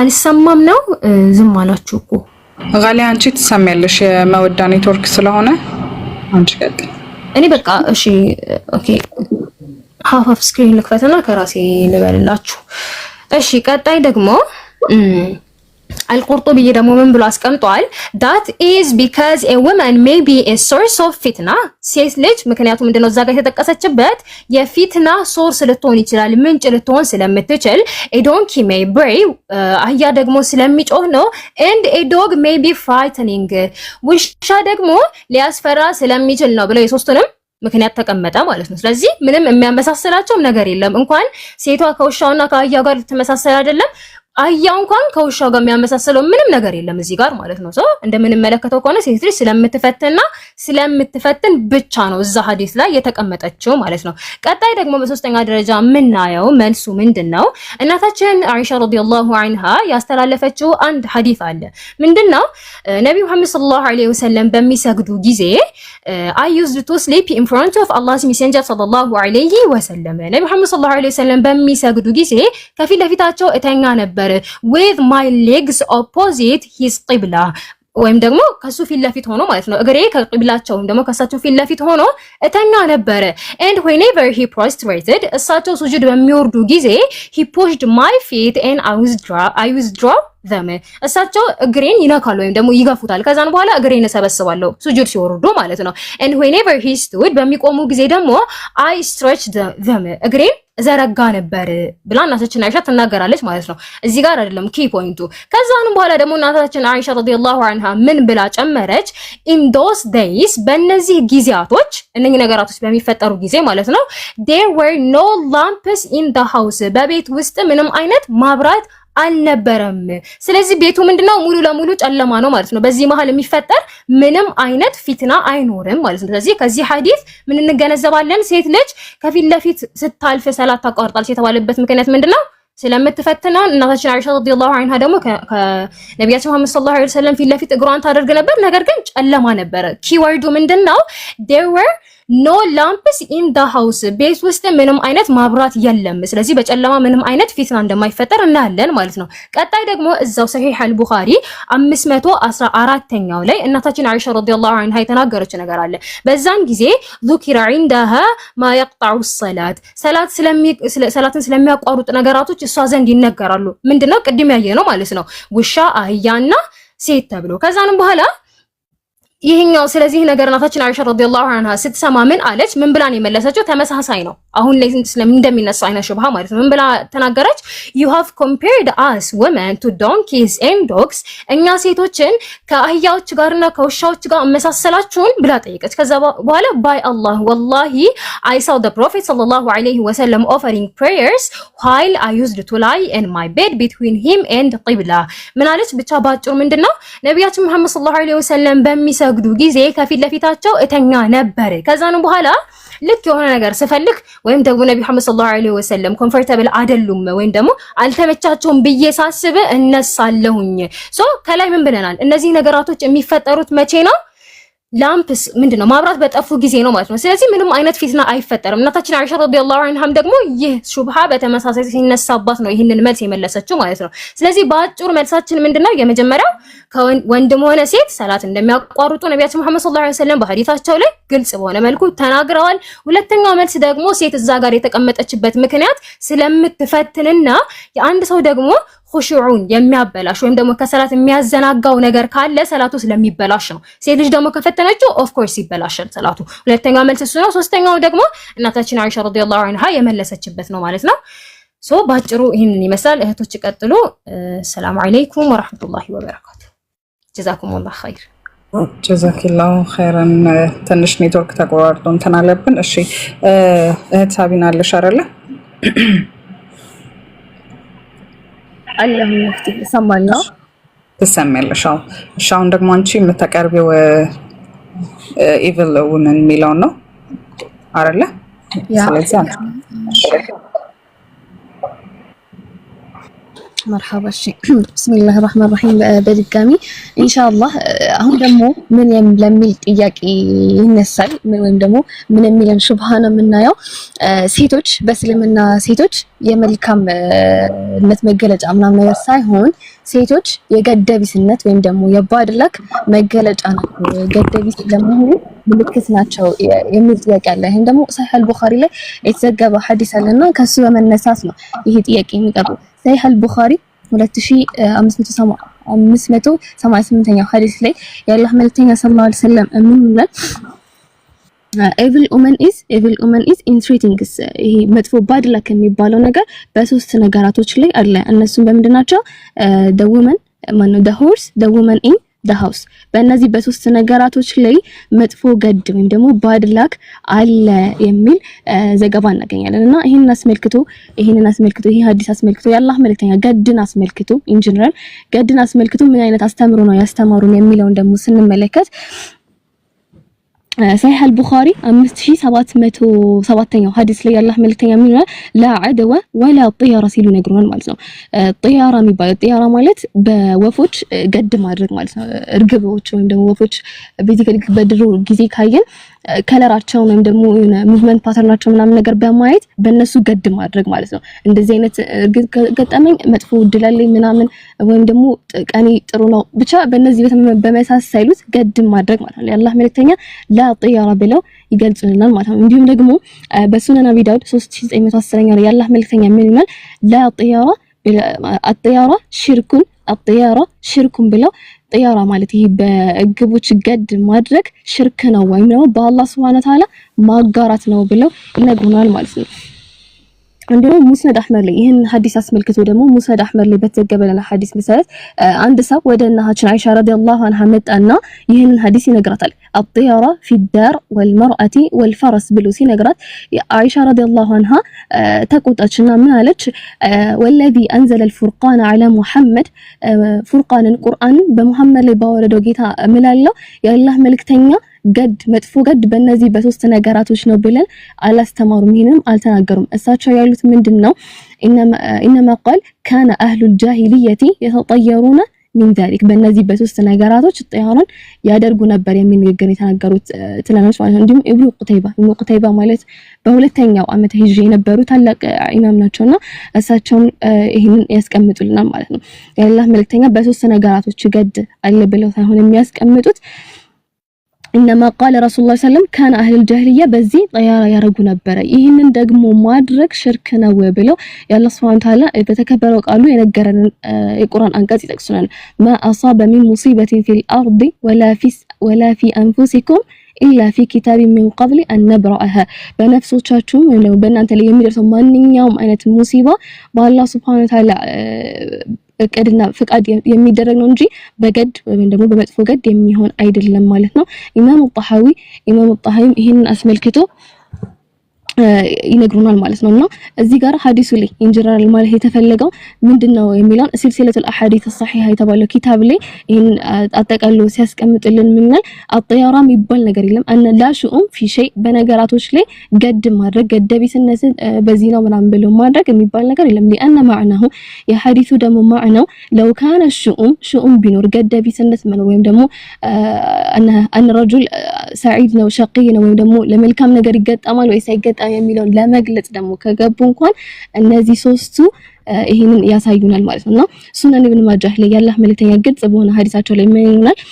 I heard the messenger of Allah say do not believe in omens በገድ አትመኑ ወይም ደግሞ በገድ አትመኩ በዚህ አትስሩ and good omen good fortune ደግሞ መልካም መገጠም ማለት ደግሞ መልካም ኸይር ደግሞ ማለት በሶስት ነገራቶች ነው፣ በሴት በፈረስ እና ቤት ማለት ነው። ይሄን ደግሞ ማለት ምን ማለት ነው ደግሞ የሚለው መልካም መገጠም ገድ ሳይሆን መልካም የሆኑ ኸይር ነገሮችን ያመለክታል ብለው ሶስቱ ነገራቶች መጥቀሳቸው ምን እንደሚያመለክትልን መልካም የሆነች ሴት ሷሊህ የሆነች ሴት ካለች አንድ ሰው ለምሳሌ ባለቤቱ መልካም የሆነች ሴት ባለቤት ካለችው ይህ ሰው ደስተኛ ሆኖ እንዲኖር ከሚያደርጉት ምክንያቶች ናቸው። እንዲሁም ደግሞ መልካም ቤት ካለው እንዲሁም መልካም የማያስቸግረው የሆነ መጓጓዣ ካለውና መልካም የሆነ ጎረቤትም ካለው ይህ ሰው በዙሪያ ባሉ ነገሮች በመልካም ነገራቶች ተከቦ መልካም የሆነ ሀያት እንዲኖር ያደርገዋል ማለት ነው እንጂ በእነዚህ ላይ ገድን አድርጎ መኖር አለበት የሚልን ጽንሰ ሐሳብ አያስገነዝበንም ማለት ነው። እና ኢንሻአላህ ቀጥሉ አኸዋት ሐሳብ መጨመር ካለ ቀጥሉ። ዛኪላሁ ኸይራን የተብራራ ነገር ነው። እህት መወዳ አለሽ አሁን? እሺ መወዳን ኔትወርክ ይዟታል አለሽ? ግን ካሜራ ስከፍት ኔትወርክ እንትን እያለ ነው መሰለኝ። በቃ ሰቢና ትከተለናለች ከሌላው ማብሻል። እሺ ጋሊያ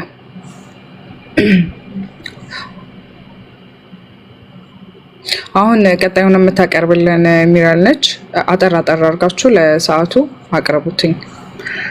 ጋሊያ የምታቀርብልን ሴት በሴጣን መልክ ትመሰላለች የሚለውን ደግሞ እሷ ታቀርብልናለች ኢንሻአላህ።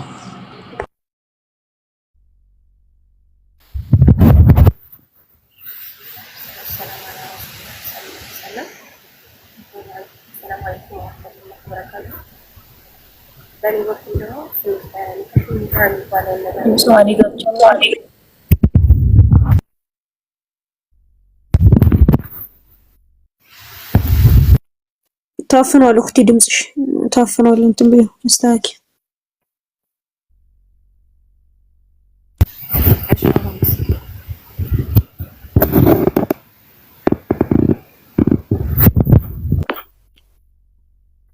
አሁንም ያው ነው ግን ካልሆነ ቀጥይ በቃ ዝም ብለሽ የተወሰነ ግን ታፍኗል። አስተካክዩ ኸይረን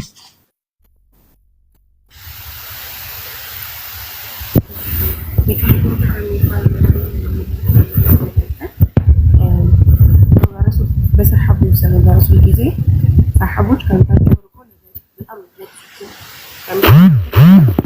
ርቀው ይሄዱ ነበርና በዚህም ጊዜ ከሚስቶቻቸው ተሰቅለው በጣም ብዙ ጊዜ ይቆዩ ነበር እና ለነሱ ዝሙት እንዲያውቁ በመሰራ ያፎን እንዴ ኤርፎን ለብሰሻል እንዴ?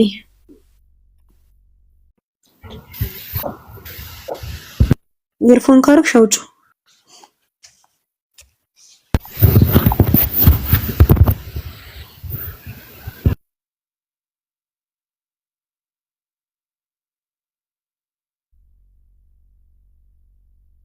ሚራል አለሽ ወክቲ ኤርፎን አድርገሽ ሆነ አውጪው። ታፍኗል ውስጥ ነው ያለው ድምጽሽ።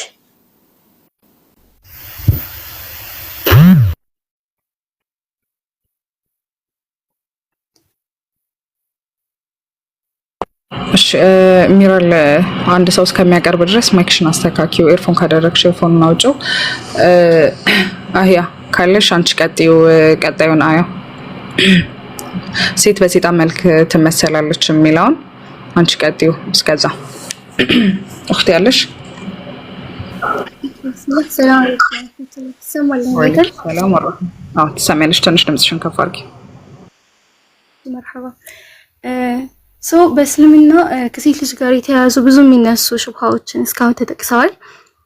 እናም ከዚህ በኋላ የሚጠቀሱ አሉ። እናም ከነዚህ ከሚነሱ ሹብሃዎች መካከል ደግሞ አንዱ በሸይጣን መልክ ትመጣለች እና ያም ማለት ደግሞ ሰይጣን ነች በማለት ሆን ብለው እስልምናን ለማጠልሸት የሚሞክሉ አካላት አሉና ሊላሰፍ ግን እስልምና ላይ ከነጭራሹ ሰይጣን ነች ተብሎ ሊያስነሳ የሚችል ክፍተት ራሱ የለም። ከዛ አላህ Subhanahu Wa Ta'ala በሱረቱል ሁጁራት አያ 13 ላይ እንዲህ ይለናል፣ ያ አዩሃ الناس ኢና خلقناكم من ذكر وانثى እናንተ ሰዎች እኛ ከወንድና ከሴት ፈጠርናችሁ ይላል አላህ Subhanahu Wa Ta'ala። ይህ አያ ፍጹም ሰይጣን ነች ተብሎ እንኳን ሊነሳ የሚችል ምንም አይነት የእስልምና ማጠልሸት ሊኖር እንደማይችል ያሳየናል ማለት ነው። ታዲያ በሰይጣን መልክ ስትመጣለች ወይ የሚለውን ስናይ አንድ የሚነሳ ሐዲስ አለ። እሱ ምን የሚለው وعن جابر قال قال رسول الله صلى الله عليه وسلم إن المرأة تقبل في صورة شيطان وتدبر في صورة شيطان ሴት ልጅ በሰይጣን መልክ መጣ ትሄዳለች። إذا أحدكم أعجبته المرأة ከእናንተ መካከል አንደኛችሁ ሴት ልጅ ከማረከችው فوقعت في قلبه እናም ደግሞ ልቡ ላይ ካረፈች ወይም ደግሞ ስሜት ካሳደረችበት فليعتمد الى امراته ወደ ሚስቱ ይመለስና فليواقعها ይገናኛት فإن ذلك يرد ما في نفسه ይህ ደግሞ በነፍሱ ላይ ያለውን ነገር ይመልስለታልና حرام የሆነ ነገር እንዳያደርግ ያደርገዋልና ይለናል። በሌላ ዘገባ ላይ ደግሞ صحيح مسلم ሐዲስ ቁጥር 1403 ላይ እንዲህ ይላል Jabir bin Abdullah reported that Allah's apostle sallallahu alayhi wa sallam saw a woman Allah መልእክተኛ sallallahu alayhi wa sallam አንዲት ሴትን አዩና and the rest of the hadith was narrated with the exception that he said he come to his wife Zainab ነብያችን sallallahu alayhi wa sallam ሚስታቸው ዘይነብ ረዲየላሁ ዐንሃ ጋር ሄዱና ከላይ የተጠቀሰውን ሐዲስ ብቻ ያንን ይደግማል። ከዛ ምን አለ who was taking a piece of leather ቆዳን የፋቀች ሳለች መጣትና እሷን ተገናኛት ማለት ነው። ከዛም he made no mention of she retires in the shape of shaitan በሰይጣን መልክ ትመጣለች የሚለውን ፓርት ደግሞ እዚህኛው ሪዋያ ላይ እንዳልጠቀሰው ያሳየናል። ሸርሁን ደግሞ ስናይ አቢ አብዱላህ ኢብኑ አብዱራህማን ዳሪ በመባል የሚታወቁ አልሙስነድ አልጃሚዕ ላይ ከተሰኘው ኪታባቸው ላይ ምን ብለው አስፍረውታል? قال العلماء ان معناه الاشاره الى الهوى እንትን ስሜትን ማሳየት ላይ ነው። ወዱዓ الى الفتنه ወደ ፊትናም ደግሞ መጥራት ላይ ነው። لما جعله الله تعالى في نفوس الرجال على الميل عن النساء الله سبحانه وتعالى በወንዶች ነፍስ ላይ ሴቶች ጋር ባላቸው ዝንባሌ ላይ ብቻ ያንን ዝንባሌ በመጠቀም ወደፊትና ይጠራታል ወይ ደግሞ ስሜትን ያገናጽፋታል የሚል ነው እንጂ ሌላ ነገር አልነበረም። ወልኢልቲዛዚ ቢነظሪሂን እነሱን በማየት ደግሞ እንዲያጣጥሟት ሸይጣን አቅሉ ላይ እንትን ይልለታል ነው ይስብለታል ወይ ደግሞ እንደዚያ ፊትና ውስጥ ያስገባዋል ነው። فهي شبيهة بالشيطان እሷ ደግሞ በሸይጣን ምስያ ነች የሚለው في دعائه الى الشر በመጥፎ ነገር ላይ እሱን በመጥራቷ ነው። ቢወስወሰته እሱን ደግሞ በመወስወሷ ነው። ወተዚኒሂ ለሁ ለሱ ውብ ሁናና አምራ በመታየቷ ነው ይላል። እንዲሁም صحيح مسلم شرح ላይ ምን ይጠቅሳሉ? ويستنبط من هذا أنه ينبغي لها ألا تخرج بين الرجال إلا لضرورة እዚህ ላይ ደግሞ ምን ልብ እንዲባልና ይከለክላሉ። ሴት ልጅ ከአጅነቢ ከሆኑ ወንዶች ጋር በጣም አስፈላጊና አንገብጋቢ ከሆነ ጉዳይ ውጪ መገናኘት እንደሌለባት ያሳያል ማለት ነው። ይህም ብቻ እያንዳንዱ በየቀን ከቀን እለቷ በመታደርጋቸው ነገሮች ላይ ወንዶች ፊትና እንዳይገቡባት ብላ አለባበሷንም ሆነ እያንዳንዱ አረማመዷን ኦር የምታሳየውን አክቶች መቆጠብ እንዳለባት ነው ብትወጣ ራሱ ማለት ነው። ለአንገብጋቢ ጉዳይ ብትወጣ ራሱ እንደዛ ማድረግ እንዳለባት ይገልጻል ማለት ነው። وانه ينبغي للرجل الغض عن ثيابها والاعراض عنها مطلقا እንደዚሁ ደግሞ ወንድ ልጅ እሷን ከማየት አይኑን ሊሰብርና ከዛ ደግሞ እሷ ካለችበት አካባቢ ጭራሽ ዞር ሊል እንደሚገባ ይገልጻል ማለት ነው።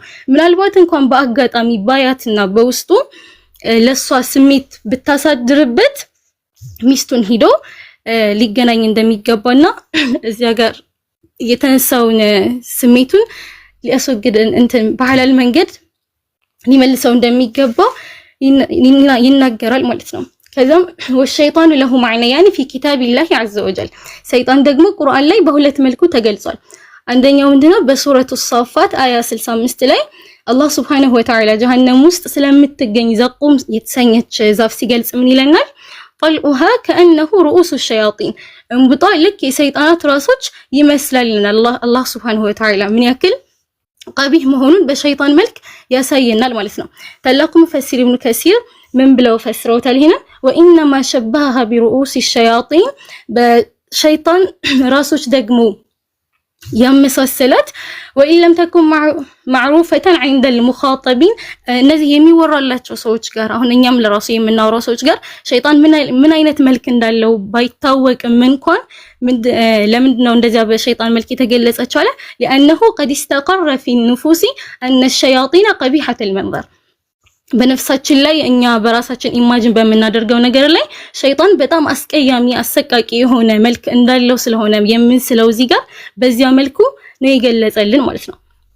ሊትራሊ እዚህ ጋር ደግሞ አላህ Subhanahu Wa Ta'ala ሰይጣን ምን አይነት አጸያፊና አሰቃቂ መልክ እንዳለው ይነግረናል ማለት ነው። ልክ እኛ የምንስለውን አይነት ባህሪ የያዘ መሆኑን ይነግረናል ማለት ነው በአያው ላይ። እና አሁን ሴት ልጅ በሰይጣን መልክ እንኳን ብትወጣ በዚያ እኛ ኢማጂን የምናደርጋት ሰይጣንን ኢማጂን በምናደርገው መልኩ እንደዚያ ሴት ልጅ በሸይጣን መልክ ነው የምትወጣው ተብሎ እንኳን ቢታሰብ እንደዚያ አስቀያሚና የሆነ የተንጨባረረች ምናምን አይነት በጣም ጥቁር የምታስፈራራ በድንጋጤ ራስን ሁላ ልታስት የምትችል አይነት ሴት ሆና መውጣቷ በወንድ ፊት በዚያ መልኩ መውጣቷ እውን ወንድ ልጅን ሊፈትን ነው ወይ የሚለውን ሐሳብ ስናይ ምንም በቃ ነንሴንስ ሲሆንና ተቀባይነት የሌለው ዝም ብሎ እስልምናን ከማጠልሸት የመጣ እንጂ ከዛ የተረፈ ነገር እንደሌለው ያሳያል። ከዛ ማንኛውም ወንድ በዚህ አጸያፊ መልክ የምትመጣን ሴት ሊፈተንባት ቀርቶ ቀጥ ብሎ ራሱ አያትም። እንደውም በአጸያፊነቷ ቢሸሻት እንጂ ማለት ነው። ይህ የሚነሳው በሴት ልጅ እንደዛ አይነት መልክ አላት የሚባለው ነገር ምንም ቤዝመንት የሌለው ነገርና ውድቅ የሆነ ነገር መሆን ያሳየናል ማለት ነው። ሌላኛው ደግሞ አላህ ሸይጣን የገለጸበት መልክ ሱረቱል አዕራፍ አያ 27 ላይ እንዲህ ይላል አላህ Subhanahu Wa Ta'ala يا بني آدم لا يفتننكم الشيطان كما أخرج أبويكم من الجنة يا آدم ልጆች ሆይ ሸይጣን አባትና እናታችሁን ከጀነት እንዳወጣቸው ሁሉ እናንተንም እንዳይሞክራችሁ ይለናል አላህ Subhanahu Wa Ta'ala። እዚህ ጋር ደግሞ ታላቁ ሙፈሲሩን ከሲር ሚላል يقول تعالى محذرا بني آدم من إبليس وقبيله الله سبحانه وتعالى ከኢብሊስና ጎሳዎቹ እንድንጠነቀቅ በፊትናቸውና በሴራቸው እንደዚሁ በወስዋስነታቸው እጅ ሰተን እንዳንወድቅ አደራ ይለናል ማለት ነው። ወሙበይነን ለና አዳወቲሂ እና ደግሞ እንደዚሁ ለኛ ጠላት መሆኑን ይገልጽልናል ማለት ነው። እንዲሁ ደግሞ ታላቁ የሙስሊም ሊቅ ኢማሙ ጠበሪ እንዲህ ይላሉ ወሸይጣኑ ፊ ከላም العربي ሸይጣን የሚለው ቃል ደግሞ በአረቦች በአረቦች ዘንድ ምንድነው የሚባለው ትርጉሙ ኩሉ ሙተመሪድን ማንኛውም አመፀኛ ወይ ደግሞ አፈንጋጭ የሆነ አካል ነው። ሚነል ጂኒ ከጅንም ሊሆን ይችላል ወልኢንሲ ከሰው ወደዋቢ ከእንስሳትም ወኩል ሸይ ከሁሉም ነገር ላይ አፈንጋጭ የሆነ አካል ሸይጣን ተብሎ እንደሚገለጽም ያሳየናል ማለት ነው። የሐዲሱ መልእክት ሴቶች ከሸይጣን ጋር ይመሳሰላሉ ኦር በሸይጣን መልክ ተመስለው ይወጣሉ የሚል አይነት ነገር ሳይሆን ከፊትናው አንፃር ማስጠንቀቂያ እየሰጡ ነው ማለት ነው። እዚያ ጋር ስትወጣ እሷን ኢስቲግላል አድርጎ እንደሚጠቀምባትና እሷን በመጠቀም ፊትና ውስጥ ወንዶች እንዲገቡ ለማድረግ የሚጠቀምበት ዘዴ መሆኑን ያሳየናል እንጂ እሷ በዚያ መልክ ትመጣለች ማለት አለመሆኑን ያሳያል ማለት ነው። ይህንም ለማረጋገጥ ደግሞ የሆነ ስለ አቢ ዳውድ ቁጥር 2607 ላይ ያለን ሐዲስ መጥቀስ እንችላለን። እሱ ምን የሚል ነው? The messenger of Allah sallallahu alayhi wa sallam said a single rider is a devil. አንድ ብቸኛ ተጓዥ ነው ሰይጣን ነው። and a pair of riders are a pair of devils. እንደዚህም ደግሞ ጥንድ የሆኑ ደግሞ እንትኖች ተጓዦች ሰይጣኖች ናቸው ይልና but three are a company of riders ነገር ግን ሶስት ከሆኑ ግን የተጓዥ ቡድኖች ናቸው ብሎ ይጠቅስልናል። እዚህ ጋርም ሸይጣን የተባለበት ምክንያት እነዚህ ተጓዦቹ ሰዎች ሸይጣን ናቸው ማለት ሳይሆን ምን ያክል ብቻውን ሲሆን ምን ያክል ፊትና ውስጥ ሊገባ እንደሚችልና ከዛም በኋላ መጥፎነቱን የሚያሳይ ነው ማለት ነው። አሁን ለምሳሌ ብቻውን የሆነ ሰው ጉዞ ቢያደርግ ቢታመም ኦር የተለያዩ ችግሮች ቢደርስበት ቀድሞ የሚደርስለት ሰውና አብሮት ሆኖ ሊያግዘው የሚችል ሰው እንደሌለ ያሳያል ማለት ነው። እንደዚህ ሁለት ከሆኑ ፊትናው በእነሱ ላይ እንደሚከብድ ነው የሚያሳየው። አንዱ ብቻውን ቢሞትበት የሆነ ሰው የሌለበት አካባቢ ከሆነ ብቻውን ወይ ሊቀብረው አይችል ምናምን ብቻ እንደዚያ ስለሆነ ሶስት መሆኑ ለነሱ ኸይር መሆኑንና የበለጠ የተሻለ መሆኑን ፊትና ላይ እንዳይገቡ እንዳይጨናነቁ ምናምን እንደሚያደርጋቸው ነው የሚያሳየው ማለት ነው።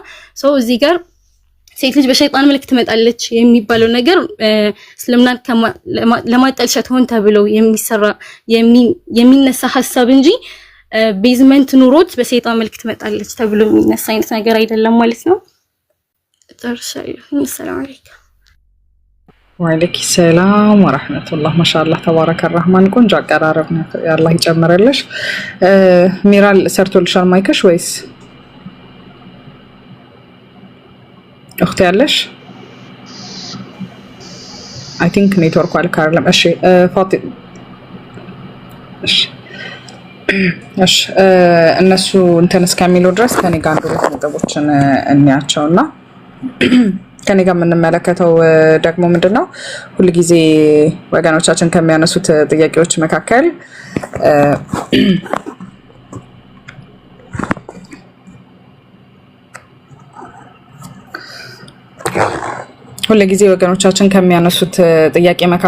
አንዱ ምንድነው ሴት ልጅ መላእክት ይረግሟታል የሚለውን ሐዲስ ያመጡና ሴት ልጅ በእስልምና ተጨቆናለች። ምክንያቱም ምንድነው ሴት ልጅ በመላእክት ትረገማለች። ስለዚህ ይህንን ሐዲስ የቱ ጋር እናገኘዋለን? እነሱ የሚጠቅሱትን ሐዲስ የተናገኘዋለን። ብዙ ቦታ ተጠቅሰዋል። ከነሱም ውስጥ የመጀመሪያው ሰሂህ ቡኻሪ ላይም ተጠቅሷል። እንዲሁም ደግሞ ኢማሙ ነወዊም ደግሞ ፈስረውታል ይህንን ሐዲስ። ይህ ሐዲስ የሚለው ምንድነው አንድ ባል ሚስቱን ለግንኙነት ወይም ደግሞ ለባልጋ በጠራት ጊዜ እምቢ ካለች መልአክ እስከሚነጋ ድረስ ይረግሟታል ይላል። አቡ ሁረይራ ረዲየላሁ ዐንሁ ፒስ አፖን ሂም